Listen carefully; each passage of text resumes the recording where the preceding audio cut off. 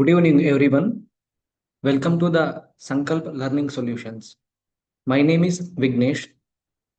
Today, I'm going to teach the chapter How do Organisms Reproduce, which comes under the subject Science of 10th Standard.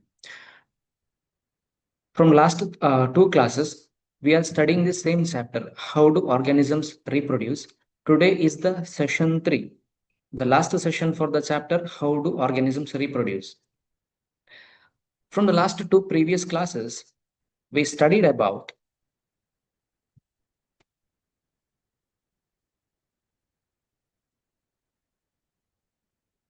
how reproduction takes place either in lower organisms or higher organisms collectively, how the reproduction takes place, what and all the methods the organisms follow to reproduce. And we also learned importance of reproduction, why the reproduction is important, what and all the roles takes place in the environment by in the what our nature, the reproduction, its rules that we learned. Importance of variation, how variation occurs, and what is the role of reproduction, or what is the process of reproduction is involved in the variation of the genetic material. That also we learned. Asexual reproduction and its all types. What and all the types we learned under asexual reproduction, for example, budding, then regeneration, everything we covered under the asexual reproduction, its all types. Then sexual reproduction and its importance in variation. How the sexual reproduction especially takes what plays much more important role in the variation of genes. Genes means the DNA, which is responsible to inherit the triads to the upcoming generations, to the offspring generations. Then also we learned sexual reproduction in flowering plants by considering a diagram of a flower which contains both male and female organs, reproductive organs, and how the reproduction takes place within it. That also we learned yesterday. And we also learned human reproductive system, that is male and female, the structure and function we learned yesterday, followed by from the last three classes, means from the 8th or 9th standard, you might learned these structures and functions of the human reproductive system. As a continuation of this chapter today,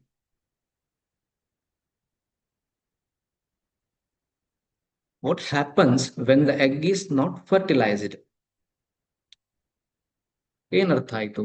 what happens when the egg is not fertilised ಅಂದ್ರೆ ಏನು ಅರ್ಥ ಏನು? Fertilisation human reproduction ಅಲ್ಲಿ especially fertilisation ಅಂದ್ರೆ ಏನು, fertilisation ಎಲ್ಲಿ ಆಗ್ತದೆ, ಯಾಕಾಗ್ತದೆ, ನೀವು ನಿಮ್ಮ ಹಿಂದಿನ ಕ್ಲಾಸಸ್ ಅಲ್ಲೇ ಕಲ್ತುಕೊಂಡು ಬಂದಿರಬಹುದು ಫರ್ಟಿಲೈಸೇಷನ್ ಅಂದ್ರೆ ಏನು ಅಂತ. ರಿಕಾಲ್ ಮಾಡ್ತಾ ಹೇಳೋದಿದ್ರೆ, ಫರ್ಟಿಲೈಸೇಷನ್ ಅಂದ್ರೆ ಈ ಓವರಿಯಲ್ಲಿ ಪ್ರೊಡ್ಯೂಸ್ ಆಗುವಂತಹ ಓವ ಅಥವಾ ಎಕ್ಸೆಲ್ಸ್ ಏನಿದೆ, ಇದು ಮೆಚೂರ್ ಆದ್ಮೇಲೆ ಇದು ಈ ಓವಿಡಕ್ಟ್ ಅಂದ್ರೆ ಫೆಲೋಪಿಯನ್ ಟ್ಯೂಬ್ ಅಲ್ಲಿ ಬಂದು ನಿಲ್ತದೆ ಅಲ್ವಾ. ಈ ಫೆಲೋಪಿಯನ್ ಟ್ಯೂಬ್ ಅಲ್ಲಿ ಅಥವಾ ಓವಿಡಕ್ಟ್ ಅಲ್ಲಿ ವೆಯ್ಟ್ ಮಾಡುವಂತಹ ಈ ಏನು ಓವ ಅಥವಾ ಎಕ್ಸೆಲ್, ಇದು ಯೂನಿಸೆಲ್ಯುಲರ್ ಆಗಿರ್ತದೆ. ಇದು ಸಿಂಗಲ್ ಸೆಲ್ಡ್ ಯೂನಿಸೆಲ್ಯುಲರ್.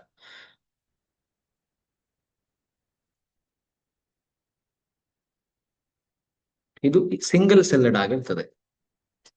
ಈ ಸಿಂಗಲ್ ಸೆಲ್ಡ್ ಏನು ಎಕ್ಸೆಲ್ ಏನಿದೆ, ಇದು ಈ ಸೆಲ್ಗೆ ಪರ್ಟಿಕ್ಯುಲರ್ ಆಗಿ ಸ್ಪರ್ಮ್ ಸೆಲ್ ಬಂದು ಅದರೊಟ್ಟಿಗೆ ಇನ್ಕಾರ್ಪೊರೇಟ್ ಅದರ ಜೆನೆಟಿಕ್ ಮೆಟೀರಿಯಲ್ಸ್ ಅನ್ನು, ಅದರ DNA ಅನ್ನು ಇನ್ಕಾರ್ಪೊರೇಟ್ ಮಾಡುವಂತಹ ಒಂದು ಪ್ರಾಸೆಸ್ ಏನಿದೆ, ಇದನ್ನು ಫರ್ಟಿಲೈಸೇಷನ್ ಹೇಳ್ತಾರೆ. ಈ ಸ್ಪರ್ಮ್ ಸೆಲ್ಸ್ ಈ ರೀತಿ ಒಂದು ಹೆಡ್ ಅಂಡ್ ಟೈಲ್ ಇರುವಂತಹ ಈ ಸ್ಪರ್ಮ್ ಸೆಲ್ಸ್ ಏನಿದೆ, ಇದು ಬಂದು ಇಲ್ಲಿ ಫ್ಯೂಷನ್ ಆಗಿ ಆಮೇಲೆ ಈ ಫ್ಯೂಷನ್ ಆಗುವಂತಹ ಈ ಪರ್ಟಿಕ್ಯುಲರ್ ಆ ಪ್ರಾಸೆಸ್ ಅನ್ನು ಫರ್ಟಿಲೈಸೇಷನ್ ಹೇಳ್ತಾರೆ. ಫರ್ಟಿಲೈಸೇಷನ್, ಈ ಫರ್ಟಿಲೈಸೇಷನ್ ಆದ್ಮೇಲೆ ಆ ಏನು ಈ ಫರ್ಟಿಲೈಸ್ ಆಗಿರುವಂತಹ ಎಗ್ ಅನ್ನು collectively both male sperm and female egg cell which get combined, the particular form is called zygote.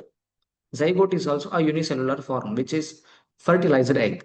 ಇಲ್ಲಿ ಝೈಗೋಟ್ ಫಾರ್ಮೇಶನ್ ಆಗ್ತದೆ ಅಲ್ವಾ. ಈ ಪರ್ಟಿಕ್ಯುಲರ್ ಝೈಗೋಟ್ ಫಾರ್ಮೇಶನ್ ಆಗುವುದನ್ನು ಫರ್ಟಿಲೈಸೇಷನ್ ಹೇಳ್ತಾರೆ.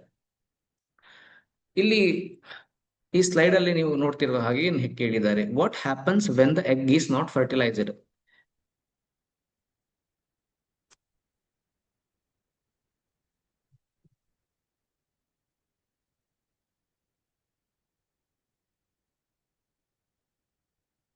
ಇಲ್ಲಿ ವೇಟ್ ಮಾಡ್ತಿರುವಂತಹ ಈ ಮೆಚೂರ್ ಎಗ್ ಸೆಲ್ ಏನಿದೆ, ಓವರಿಯಿಂದ ಪ್ರೊಡ್ಯೂಸ್ ಆಗಿರುವಂತಹ ಈ ಎಗ್ ಸೆಲ್, ಇದು ಫರ್ಟಿಲೈಸ್ ಆಗದೇ ಇದ್ರೆ, ಅಂದ್ರೆ ಇಲ್ಲಿ ಯಾವುದೇ ರೀತಿಯಾದಂತಹ ಒಂದು ಸ್ಪರ್ಮ್ ಸೆಲ್ ಬಂದು ಇದನ್ನು ಫರ್ಟಿಲೈಸ್ ಮಾಡದೇ ಇದ್ರೆ ಈ ಎಗ್ ಸೆಲ್ ಏನಾಗ್ತದೆ ಅಂತ ಇರುವಂತಹದ್ದು.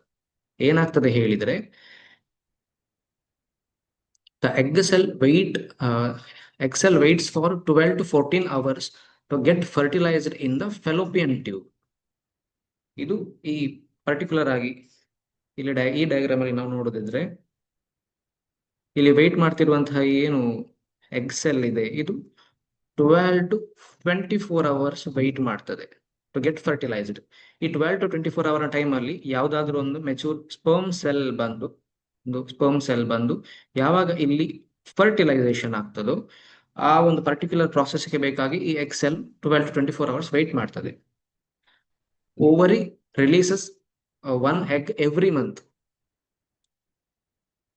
ಈ ಓವರಿ ಏನಿದೆ ಇದು ತಿಂಗಳಲ್ಲಿ, ಅಂದ್ರೆ ಒಂದು ಮಂತಿಗೆ ಒಂದು ಮೆಚೂರ್ ಎಗ್ ಸೆಲ್ ಅನ್ನು ರಿಲೀಸ್ ಮಾಡುವಂತಹದ್ದು ಈ ಫೆಲೋಪಿಯನ್ ಟ್ಯೂಬಿಗೆ. ಇಲ್ಲಿ ಈ ಮೆಚೂರ್ ಎಗ್ ಸೆಲ್ ಏನಿದೆ ಇದು 12 to 24 ಅವರ್ಸ್ ತನಕ ಒಂದು ಸ್ಪರ್ಮ್ ಸೆಲ್ ಬಂದು ಫರ್ಟಿಲೈಸ್ ಆಗ್ಲಿಕ್ಕೆ ವೆಯ್ಟ್ ಮಾಡ್ತಾ ಇರ್ತದೆ. ಇದು ತಿಂಗಳಲ್ಲಿ ಒಮ್ಮೆ ಆಗುವಂತಹ ಪ್ರಾಸೆಸ್ ಅಲ್ವಾ.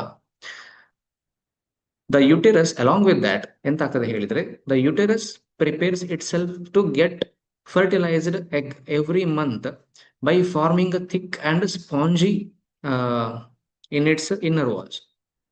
ಸ್ಪಾಂಜಿ ಲೇಯರ್ ಅಂತ ಹೇಳ್ಬಹುದು ಬೇಕಾದ್ರೆ, ಸ್ಪಾಂಜಿ ಲೇಯರ್. ಈ ಪಿಕ್ಚರ್ ಅಲ್ಲಿ ನೋಡ್ತಿರಬಹುದು, ಡಿಟೇಲ್ಡ್ ಆಗಿ ನೋಡಿದ್ರೆ ಇಲ್ಲಿ ಈ ಫಿಮೇಲ್ ರಿಪ್ರೊಡಕ್ಟಿವ್ ಸಿಸ್ಟಮ್ ಒಂದು ಡಯಾಗ್ರಾಮ್ ನೀವು ನೋಡ್ತಿರ್ಬೋದಲ್ಲ, ಈ ರೀತಿ ಇದೆ. ಒಂದು ಫಿಮೇಲಿನ ಲೋವರ್ ಅಬ್ಡಾಮಿನ್ ಅಲ್ಲಿ ಲೊಕೇಟ್ ಆಗಿರುವಂತಹ ಈ ಪರ್ಟಿಕ್ಯುಲರ್ ಏನು ಆರ್ಗನ್ ಏನಿದೆ, ರಿಪ್ರೊಡಕ್ಟಿವ್ ಆರ್ಗನ್ ಸಮೋಟ್ ಈ ರೀತಿ ಇದ್ರೆ, ಇಲ್ಲಿ ಈ ರೀತಿಯಾದಂತಹ ಒಂದು ಲೈನಿಂಗ್ ಕಾಣಬಹುದು ನಿಮಗೆ ಆಲ್ರೆಡಿ ಇರುವಂತಹ ಈ ಪಿಕ್ಚರ್ ಅಲ್ಲಿ. ಇಲ್ಲಿ ಥಿಕ್ಕನಿಂಗ್ ಉಂಟಲ್ವಾ, ಒಂದು ಸಮವಾಟ್ ರೆಡ್ಡಿಶ್ ಅಥವಾ ಒಂದು ಬ್ರೌನಿಶ್ ಕಲರ್ ಅಲ್ಲಿ ಥಿಕ್ಕನಿಂಗ್ ವಾಲ್ ತರ ಕಾಣ್ತದೆ. ಇದರ ಪರ್ಪಸ್ ಎಂತ ಅಂತ ನೋಡ್ಲಿಕ್ಕೆ ಹೋದ್ರೆ, the uterus prepares it self, ಅಂದ್ರೆ ಈಗ ಪ್ರಿಪರೇಷನ್, ಈಗ ಫಾರ್ ಎಕ್ಸಾಂಪಲ್ ಅಷ್ಟೊಂದು ಕಂಪೇರೇಬಲ್ ಎಕ್ಸಾಂಪಲ್ ಅಲ್ಲ, ಆದ್ರೂ ಫಾರ್ ಸಿಂಪ್ಲಿಫಿಕೇಶನ್ ಹೇಳೋದಿದ್ರೆ, ಯಾವ್ದಾದ್ರು ಫೆಸ್ಟಿವಲ್ ಬರುವಾಗ ಮನೆಗಳನ್ನೆಲ್ಲ ಕ್ಲೀನ್ ಮಾಡಿ ರೆಡಿ ಮಾಡಿ ಇಟ್ಕೊಳ್ಳುವಂತಹದ್ದು ಇರಬಹುದು, ಅಥವಾ ಮನೆಗೆ ಯಾರಾದ್ರು ಗೆಸ್ಟ್ ಬರುವಾಗ ಗೆಸ್ಟಿಗೆ ಏನಾದ್ರು ತಿನ್ಲಿಕ್ಕೆ, ಗೆಸ್ಟಿಗೆ ರೆಸ್ಟ್ ಮಾಡ್ಲಿಕ್ಕೆ ಒಂದು ರೂಮ್ ಕ್ಲೀನ್ ಮಾಡಿ ಇಡುವಂಥದ್ದು ಇರ್ಬೋದು. ಈ ರೀತಿಯಾದಂತಹ ಒಂದು ಪ್ರಾಕ್ಟೀಸಸ್ ಆಲ್ಮೋಸ್ಟ್ ನಮ್ಮ ಕಲ್ಚರ್ ಅಲ್ಲಿ ಇರುವಂತಹದ್ದು, ಒಂದು ಸಿವಿಕ್ ಸೆನ್ಸ್ ಕೂಡ ಆಗಿರ್ತದೆ ಅದು ಅಲ್ವಾ. ಹಾಗಿದ್ದ ಪಕ್ಷದಲ್ಲಿ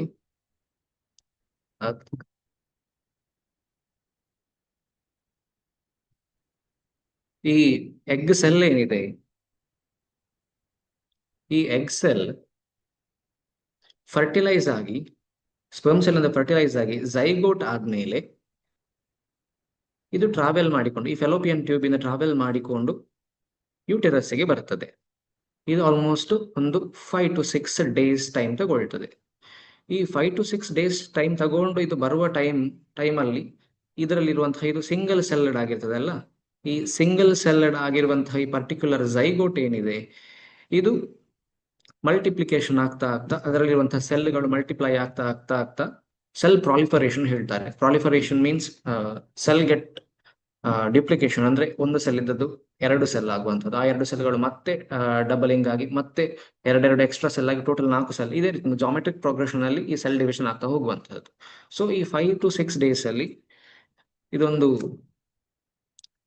ಎಂಬ್ರಿಯೋ ಆಗಿ ಇಲ್ಲಿ ರೀಚ್ ಆಗಿ ಈ ಏನು ಅಡಿಷನಲ್ ವಾಲ್ ಏನಿಲ್ಲಿ ತೋರಿಸಿದ್ದಾರೆ ಅಲ್ಲ, ಈ ವಾಲಿಗೆ ಆ ಎಂಬ್ರಿಯೋ ಇಲ್ಲಿ ಅಟ್ಯಾಚ್ ಆಗಿ ಫರ್ದರ್ ಗ್ರೋತ್ ಆಗುವಂತಹದ್ದು ಪ್ರಾಸೆಸ್ ಅಲ್ವಾ. ಇದು ಈಗಾಗಲೇ ನೀವು ನಿಮ್ಮ 8th or 9th ಸ್ಟ್ಯಾಂಡರ್ಡ್ ಅಲ್ಲಿ ಕಲ್ತಿರಬಹುದು, ಡಯಾಗ್ರಾಮ್ಯಾಟಿಕ್ ಆಗಿ ಕಲ್ತಿರಬಹುದು, ಅಥವಾ ಪ್ರಾಸೆಸ್ ಅನ್ನು ಡೀಟೇಲ್ಡ್ ಆಗಿ ನೋಡಿರಬಹುದು.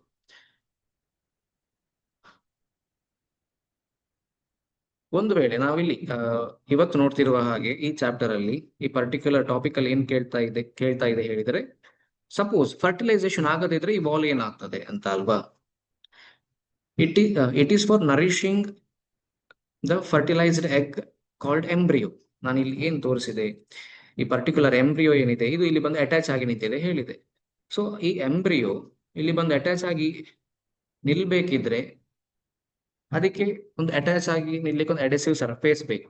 ಅದು ಸೆಲ್ ಡಿವಿಷನ್ ಅಂದ್ರೆ ಪ್ರಾಲಿಫರೇಷನ್ ಈ ಪರ್ಟಿಕ್ಯುಲರ್ ಎಂಬ್ರಿಯೋದಲ್ಲಿ ಮಲ್ಟಿಪಲ್ ಆಗಿ ಆಗಿರುವ ಕಾರಣ ಅದು ತುಂಬಾ ಜೆಂಟಲ್ ಆಗಿರಬಹುದು, ಹಾಗಾಗಿ ತುಂಬಾ ಸೆನ್ಸಿಟಿವ್ ಆಗಿರ್ಬೋದು. ಹಾಗಾಗಿ ಅದಕ್ಕೆ ಒಂದು ಸ್ಪೆಷಲೈಸ್ಡ್ ಲೇಯರ್ ನ ಅವಶ್ಯಕತೆ ಇರ್ತದೆ.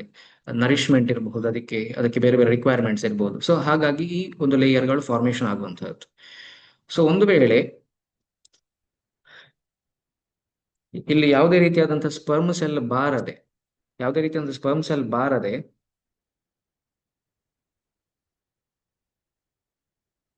ಈ ಏನು ಹೂವ ಅಥವಾ ಎಗ್ ಸೆಲ್ ಇದೆ, ಹೂವ ಆರ್ ಎಗ್ ಸೆಲ್, ಇದು ವೆಯ್ಟ್ ಮಾಡಿ 24 hours ತನಕ ವೆಯ್ಟ್ ಮಾಡಿ ಒಂದು ವೇಳೆ ಅಲ್ಲಿ ಯಾವುದೇ ರೀತಿಯಾದಂತಹ ಫರ್ಟಿಲೈಸೇಷನ್ ಆಗದೇ ಇದ್ರೆ ಇದು ಅಲ್ಲೇ ಡಿಜನರೇಟ್ ಆಗಿ ಹೋಗ್ತದೆ ಅಥವಾ ಅಲ್ಲೇ ಅದು ಡಿಸಾಲ್ವ್ ಆಗಿ ಹೋಗ್ತದೆ. ಸೊ ಹಾಗಿರುವಾಗ ಇಷ್ಟೆಲ್ಲ ಈ ಪ್ರಿಪರೇಷನ್ ಮಾಡಿದೆಲ್ಲ ಯೂಟೆರಸ್ ನ ವಾಲ್ ನ ಒಳಗೆ ಈ ಸ್ಪಾಂಜಿ ಲೇಯರ್ ಏನಿದೆ, ಈ ಸ್ಪಾಂಜಿ ಇನ್ನರ್ ವಾಲ್ಸ್ ಏನು ಯುಟೆರಸ್ ಪ್ರಿಪೇರ್ ಮಾಡಿ ನಿಂತಿದೆ ಅಲ್ವಾ. ಸೊ ಇದೇನಾಗ್ತದೆ ಹೇಳಿದ್ರೆ ಇದಾದ್ಮೇಲೆ thus it start to degenerate and shed in the form of blood and mucus. So ಇಲ್ಲಿ ಒಂದು ಎಕ್ಸ್ಪೆಕ್ಟೆಡ್ ಡ್ಯೂರೇಷನ್ ಅಲ್ಲಿ ಆ ಒಂದು ಫೀಮೇಲ್ ರಿಪ್ರೊಡಕ್ಟಿವ್ ಸಿಸ್ಟಮ್ ಅಲ್ಲಿ ಫರ್ಟಿಲೈಸೇಷನ್ ಆಗದೆ ಆ ಪರ್ಟಿಕ್ಯುಲರ್ ಝೈಗೋಟ್ ಒಂದು ಎಂಬ್ರಿಯೋ ಆಗಿ ಕನ್ವರ್ಟ್ ಆಗದೆ ಅಲ್ಲಿ ರೀಚೇ ಆಗ್ಲಿಲ್ಲ ಅಂತ ಆಗುವಾಗ ಒಂದು ಟೈಮ್ ಕಳೆದ ಮೇಲೆ ಈ ಪರ್ಟಿಕ್ಯುಲರ್ ಏನು ಇನ್ನರ್ ವಾಲ್ಸ್ ಇದೆ ಈ ಯುಟೆರಸ್ ನದ್ದು ಅದು ಶೆಡ್ ಆಗ್ಲಿಕ್ಕೆ ಸ್ಟಾರ್ಟ್ ಆಗ್ತದೆ, ಅದು ಡಿಜನರೇಟ್ ಆಗ್ತದೆ. ಡಿಜನರೇಟ್ ಯಾವ ಫಾರ್ಮ್ ಅಲ್ಲಿ ಆಗ್ತದೆ ಹೇಳಿದ್ರೆ ಅದು ಬ್ಲಡ್ ಮತ್ತೆ ಮ್ಯೂಕಸ್ ಹೇಳಿದ ಒಂದು thick blood kind of material ಅಂತ ಹೇಳ್ಬಹುದು. ಇದು ಶೆಡ್ ಅಂದ್ರೆ ಒಂದು ಯಾವ ರೀತಿ ಹೇಳ್ಬಹುದು, ಶೆಡ್ಡಿಂಗ್ ಅಂದ್ರೆ ಸ್ಲೋ ಪ್ರಾಸೆಸ್ ಅಂತ ಸಹ ಹೇಳ್ಬಹುದು. ಆರಲ್ಸ್ ಶೆಡ್ಡಿಂಗ್ ಎಕ್ಸಾಕ್ಟ್ ಒಂದು ಮೀನಿಂಗ್ ಕೊಡುವಂಥದ್ದು ಬೀಳುವಂಥದ್ದು, ಉದುರಿ ಹೋಗುವಂಥದ್ದು, ಕಳಚಿ ಹೋಗುವಂಥದ್ದು ಇಂಥದಕ್ಕೆ. ಈ ರೀತಿಯಾದಂತಹ ಪ್ರಾಸೆಸ್ ಒಂದು 2 to 8 days ತಗೊಳ್ಳುವಂತಹ ಈ ಪ್ರಾಸೆಸ್ ಅನ್ನು ಮೆನ್ಸ್ಟ್ರುಯೇಷನ್ ಹೇಳ್ತಾರೆ. This process is called menstruation which happens once in a month. ಹೆಚ್ಚಾಗಿ ಒಂದು ಮೆಚೂರ್ ವುಮೆನ್ ಅಥವಾ ಲೇಡೀಸ್ ಅಲ್ಲಿ ಮೆನ್ಸ್ಟ್ರುವಲ್ ಸೈಕಲ್ ಪ್ರತಿ ತಿಂಗಳಾಗುವಂತದ್ದು ಎಲ್ರಿಗೂ ಗೊತ್ತಿರುವ ವಿಷಯ. ಸೊ ಈ ಮೆನ್ಸ್ಟ್ರುವಲ್ ಸೈಕಲ್ ಅಂದ್ರೆ ಇದೇ ರೀತಿ ಪ್ರತಿ ತಿಂಗಳು ಫಿಮೇಲ್ ಬಾಡಿಯಲ್ಲಿ ಪ್ರೊಡ್ಯೂಸ್ ಆಗುವಂತಹ ಏನು ಓವ ಅಥವಾ ಎಕ್ಸೆಲ್ ಏನಿದೆ ಇದು ಫರ್ಟಿಲೈಸ್ ಆಗದೇ ಇದ್ರೆ ಅದು ಡಿಜನರೇಟ್ ಆಗಿ ಹೋಗ್ತದೆ. ಸಪೋಸ್ ಒಂದು ವೇಳೆ ಅದು ಫರ್ಟಿಲೈಸ್ ಆಗುವ ಚಾನ್ಸಸ್ ಇದ್ರೆ ಅಥವಾ ಆಗುದಿದ್ರೆ ಅಂತ ಪರ್ಟಿಕ್ಯುಲರ್ ವುಮೆನ್ ನ ಒಂದು ಸ್ತ್ರೀಯ ಏನ್ ಹೇಳ್ತಾರೆ ಯೂಟೆರಸ್ ಅಥವಾ ಗರ್ಭಕೋಶದಲ್ಲಿ ಇರುವಂತಹ ಏನು ಪ್ರಿಪರೇಷನ್ ಏನಿದೆ ಸ್ಪಾಂಜಿ ಲೇಯರ್ ನ ವಾಲ್ ಅದು ಶೆಡ್ ಆಗಿ ಹೋಗುವಂತಹದ್ದು. ಸೊ ಇದು ಮಂತ್ ಅಲ್ಲಿ ಒಮ್ಮೆ ಆಗುವಂತಹ ಪ್ರಾಸೆಸ್. ಈ ಶೆಡ್ಡಿಂಗ್ ಪ್ರಾಸೆಸ್ 2 to 8 days ತಗೊಳ್ತದೆ. ಇದನ್ನು ಮೆನ್ಸ್ಟ್ರುವೇಷನ್ ಅಂತ ಕರೀತಾರೆ. ಇದು ಈಗಾಗಲೇ ನಿಮ್ಮ ಸಿಲೆಬಸ್ ಅಲ್ಲಿ ಬಂದಿರಬಹುದು 8th or 9th ಅಲ್ಲಿ, ಅಥವಾ ಹೆಚ್ಚಿನವರಿಗೆ ಇನ್ ಜನರಲ್ ಗೊತ್ತಿರುವಂತ ವಿಷಯ. ಬಿಕಾಸ್ ಈಗಿನ ಕಾಲದಲ್ಲಿ ಆಲ್ಮೋಸ್ಟ್ ಈ ಏಜ್ ಅಲ್ಲಿ ಎಲ್ಲರೂ ಮೆಚೂರ್ ಆಗಿರ್ತಾರೆ physically.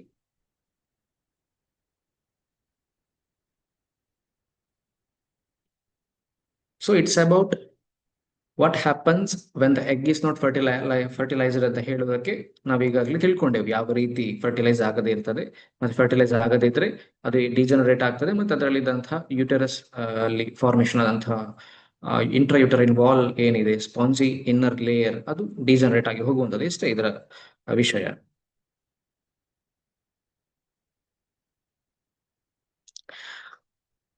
Next is of reproductive health. So what do you mean by reproductive health? Reproductive health ಅಂದ್ರೆ ಎಂತ?